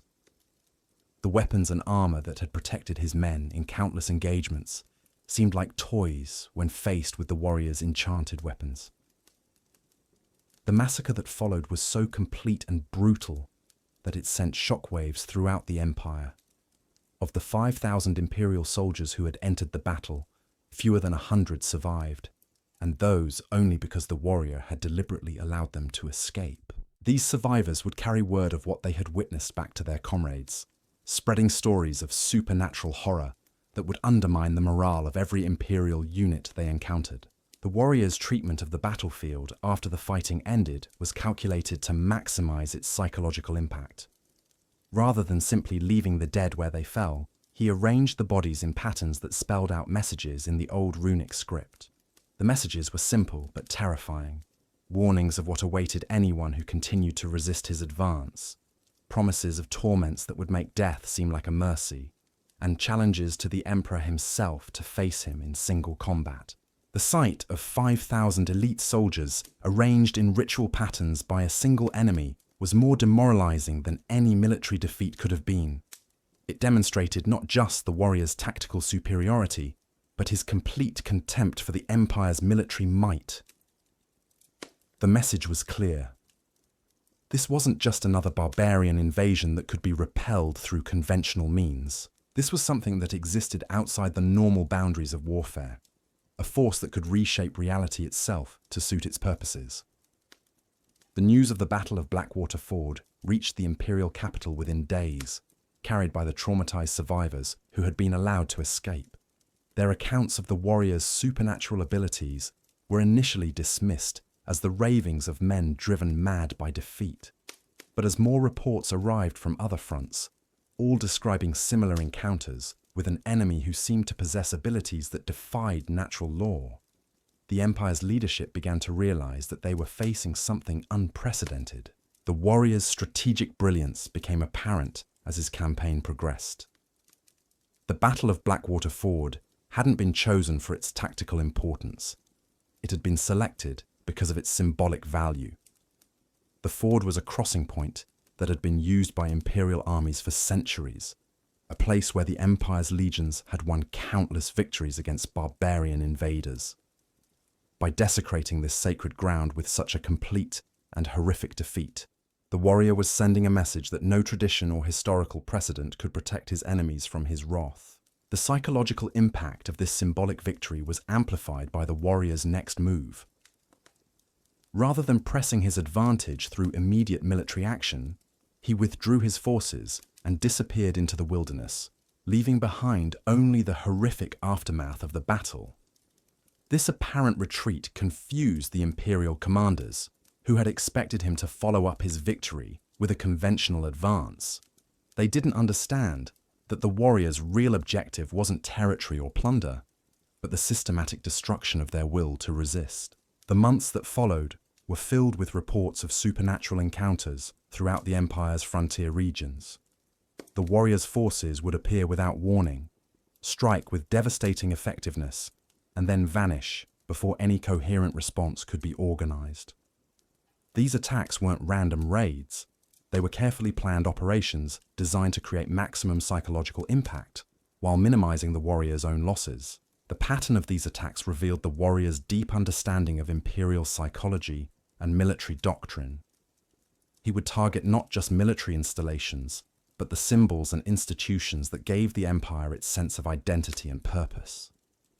Churches would be found desecrated in ways that challenged the fundamental beliefs of Christian civilization. Government buildings would be destroyed with a precision that suggested supernatural knowledge of their construction. Most disturbing of all, the warriors' forces would sometimes appear in places that should have been impossible to reach, suggesting that they possessed abilities that transcended normal human limitations. The Empire's response to these attacks was hampered by the very strengths that had made it successful in previous conflicts. The imperial military was designed to fight conventional enemies using established tactics and strategies. The bureaucratic systems that governed the empire required clear chains of command and standardized procedures. The religious institutions that provided moral guidance were based on beliefs that didn't account for the existence of supernatural enemies who seemed to operate outside divine law. The warrior's campaign was systematically exploiting each of these institutional weaknesses. His forces would strike at targets that were protected by conventional defenses, demonstrating that traditional military thinking was inadequate against supernatural threats.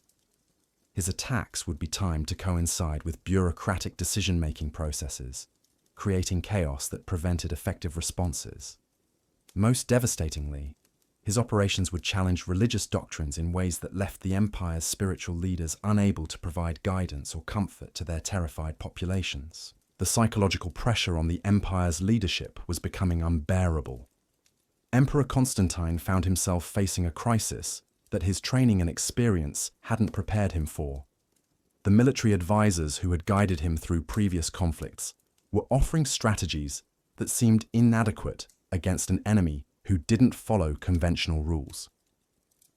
The religious leaders, who had provided moral support, were struggling to explain how such evil could exist in a world supposedly governed by divine justice. The warriors' agents within the imperial court were carefully monitoring these developments, feeding information back to their master that allowed him to adjust his strategy for maximum psychological impact. They reported that the emperor was becoming increasingly isolated, trusting fewer and fewer of his advisors as paranoia consumed his ability to make rational decisions. The court was fragmenting into competing factions, each with its own theory about how to deal with the supernatural threat that seemed to be closing in from all sides. The warrior's understanding of political psychology was as sophisticated as his military tactics. He knew that the empire's greatest strength lay not in its armies or its fortifications, but in the unity and confidence of its leadership. If he could shatter that unity, the empire would collapse from within, regardless of its military capabilities. The psychological warfare campaign he had been conducting was designed to create exactly this kind of internal breakdown. The reports reaching the imperial capital were becoming increasingly bizarre and terrifying. Entire villages would be found empty, their populations vanished without a trace, leaving behind only cryptic messages written in what appeared to be blood.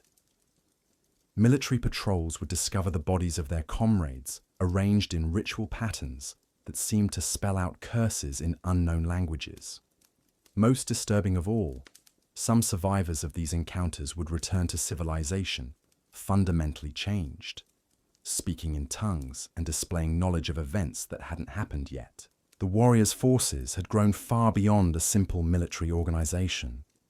They had become something resembling a religious cult, united not just by loyalty to their leader, but by shared participation in rituals and practices that transformed them into something more than human.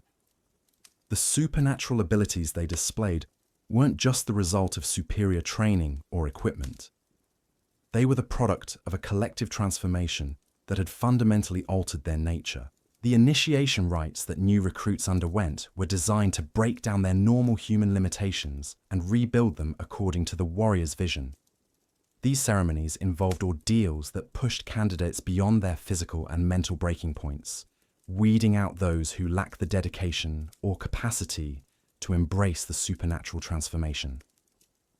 Those who survived emerged as something that existed between human and demon, retaining their intelligence and skills while gaining abilities that defied natural law. The warrior's army had become a force that operated according to rules that conventional military thinking couldn't comprehend. They moved with perfect coordination, despite being scattered across vast distances, as if connected by some form of telepathic communication. They displayed knowledge of enemy movements and plans that seemed to come from supernatural sources rather than conventional intelligence gathering. Most importantly, they fought with a complete absence of fear or self-preservation that made them nearly unstoppable in combat. The Empire's military commanders were beginning to realize that they were facing something that couldn't be defeated through conventional tactics. The warriors' forces didn't behave like normal armies. They didn't have supply lines that could be cut, bases that could be attacked, or morale that could be broken. They seemed to exist in a state of perpetual readiness, able to appear anywhere at any time with devastating effectiveness. The psychological impact of this realization was devastating for the Empire's military leadership. Generals who had built their careers on understanding and exploiting enemy weaknesses found themselves facing an opponent who seemed to have no weaknesses at all. The strategic doctrines that had guided imperial military thinking for centuries were proving inadequate against an enemy who operated according to supernatural principles. The warrior's next major operation demonstrated the full extent of his strategic sophistication. Rather than attacking the Empire's military forces directly, he launched a campaign against its economic infrastructure. Trade routes were disrupted not through conventional raids, but through supernatural phenomena that made travel impossible. Merchant caravans would disappear without a trace, their goods found later arranged in patterns that seemed to mock the Empire's commercial prosperity. The economic warfare campaign was even more effective than the military attacks had been. The Empire's prosperity depended on trade networks that connected distant provinces and allowed for the efficient distribution of goods and resources. When these networks began to fail, the effects were felt throughout the imperial system. Cities that depended on imported food began to experience shortages. Military units that relied on centralized supply systems found themselves unable to maintain their equipment and weapons. The warrior understood that economic disruption could be more devastating than military defeat.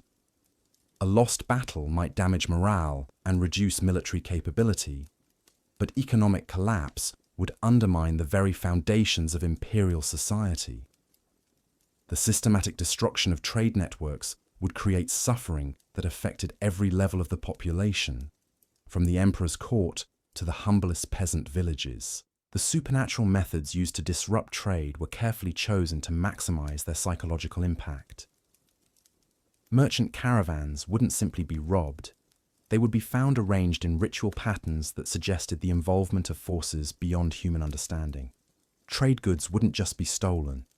They would be transformed into objects that caused revulsion and fear in anyone who looked at them. The warrior was using economic warfare as another form of psychological assault, demonstrating that no aspect of imperial life was safe from his influence.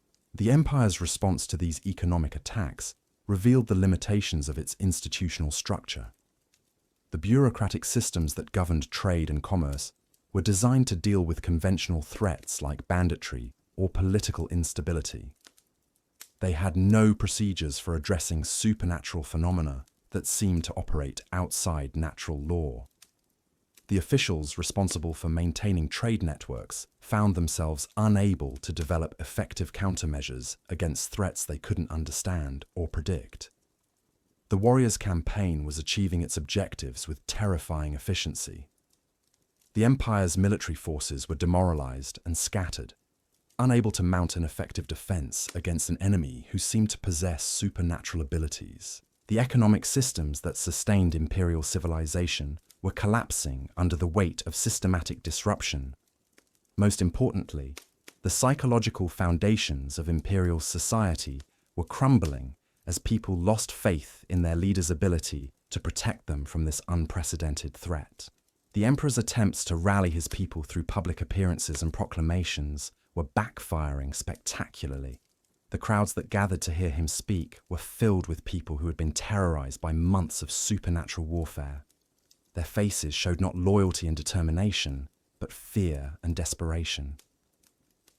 The emperor's words of confidence and defiance rang hollow when delivered to audiences who had witnessed the futility of conventional resistance. The warriors' agents in the capital were carefully monitoring these public events, reporting back on the emperor's declining influence and the growing panic among the population. They noted that the emperor's own guards seemed nervous and distracted, jumping at shadows and displaying the kind of paranoid behavior that indicated their morale was breaking down. The very people who were supposed to protect the empire's leadership were becoming unreliable due to the psychological pressure of the warriors' campaign. The religious institutions that had provided moral guidance and comfort to the empire's population were struggling to maintain their authority in the face of events that challenged their fundamental doctrines. Priests who had preached about the ultimate triumph of good over evil found themselves unable to explain how such supernatural evil could exist in a world supposedly governed by divine justice. The theological frameworks that had sustained Christian civilization for centuries were proving inadequate to address the reality of the warrior's power. The warrior's corruption of religious institutions was perhaps the most insidious aspect of his campaign. Rather than simply destroying churches and killing priests, he was transforming religious practice itself into a source of terror and doubt. Sacred rituals would be interrupted by supernatural phenomena that made worshippers question their faith. Holy relics would begin to emit sounds and odors that suggested demonic rather than divine influence.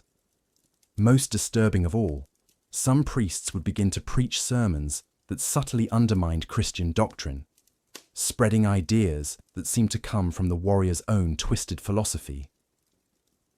The psychological impact of religious corruption was devastating for a society that had been built on Christian principles.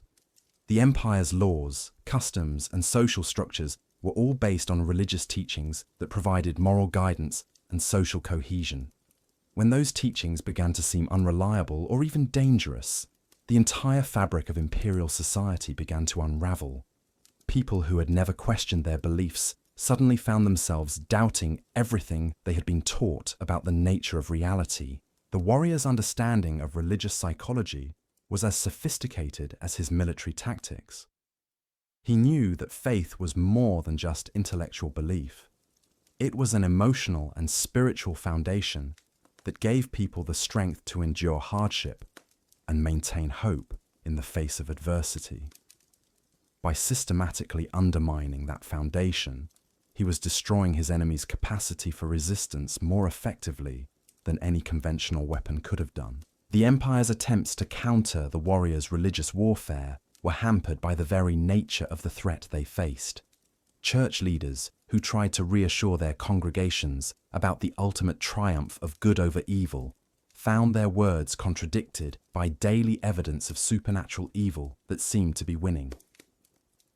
Theological scholars who attempted to explain the warrior's abilities within Christian doctrine found themselves forced to acknowledge possibilities that challenged their most fundamental beliefs.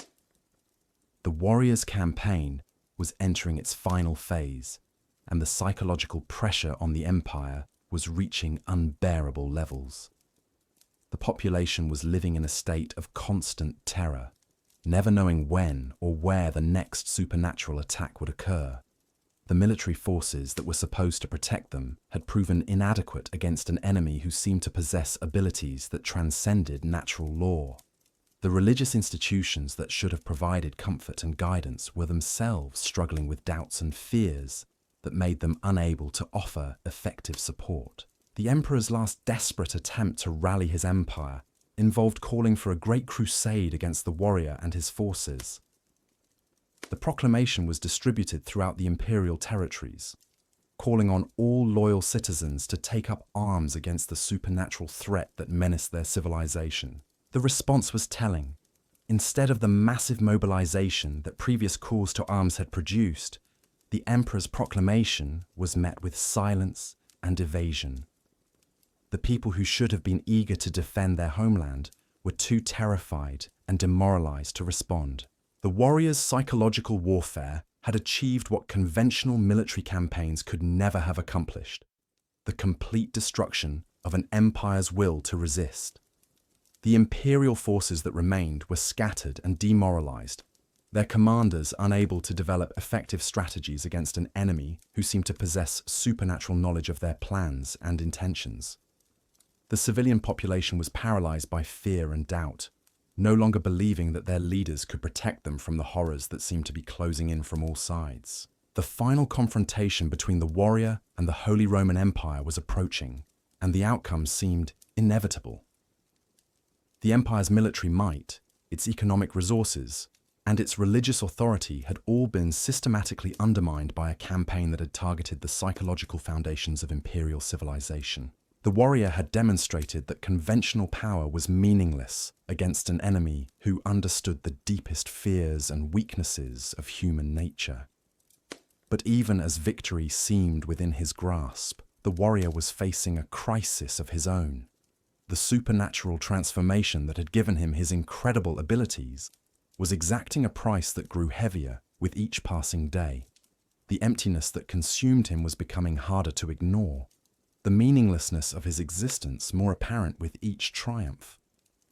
He had gained the power to destroy civilizations, but he had lost everything that made existence worthwhile. The approaching final battle would determine not just the fate of the Holy Roman Empire, but the ultimate meaning of the warrior's transformation. Had the price he paid for supernatural power been worth the victories he had achieved? Could someone who had transcended humanity ever find satisfaction in human accomplishments? These questions would haunt him as he prepared for the greatest triumph of his career, a victory that might prove to be as empty as all the others that had come before.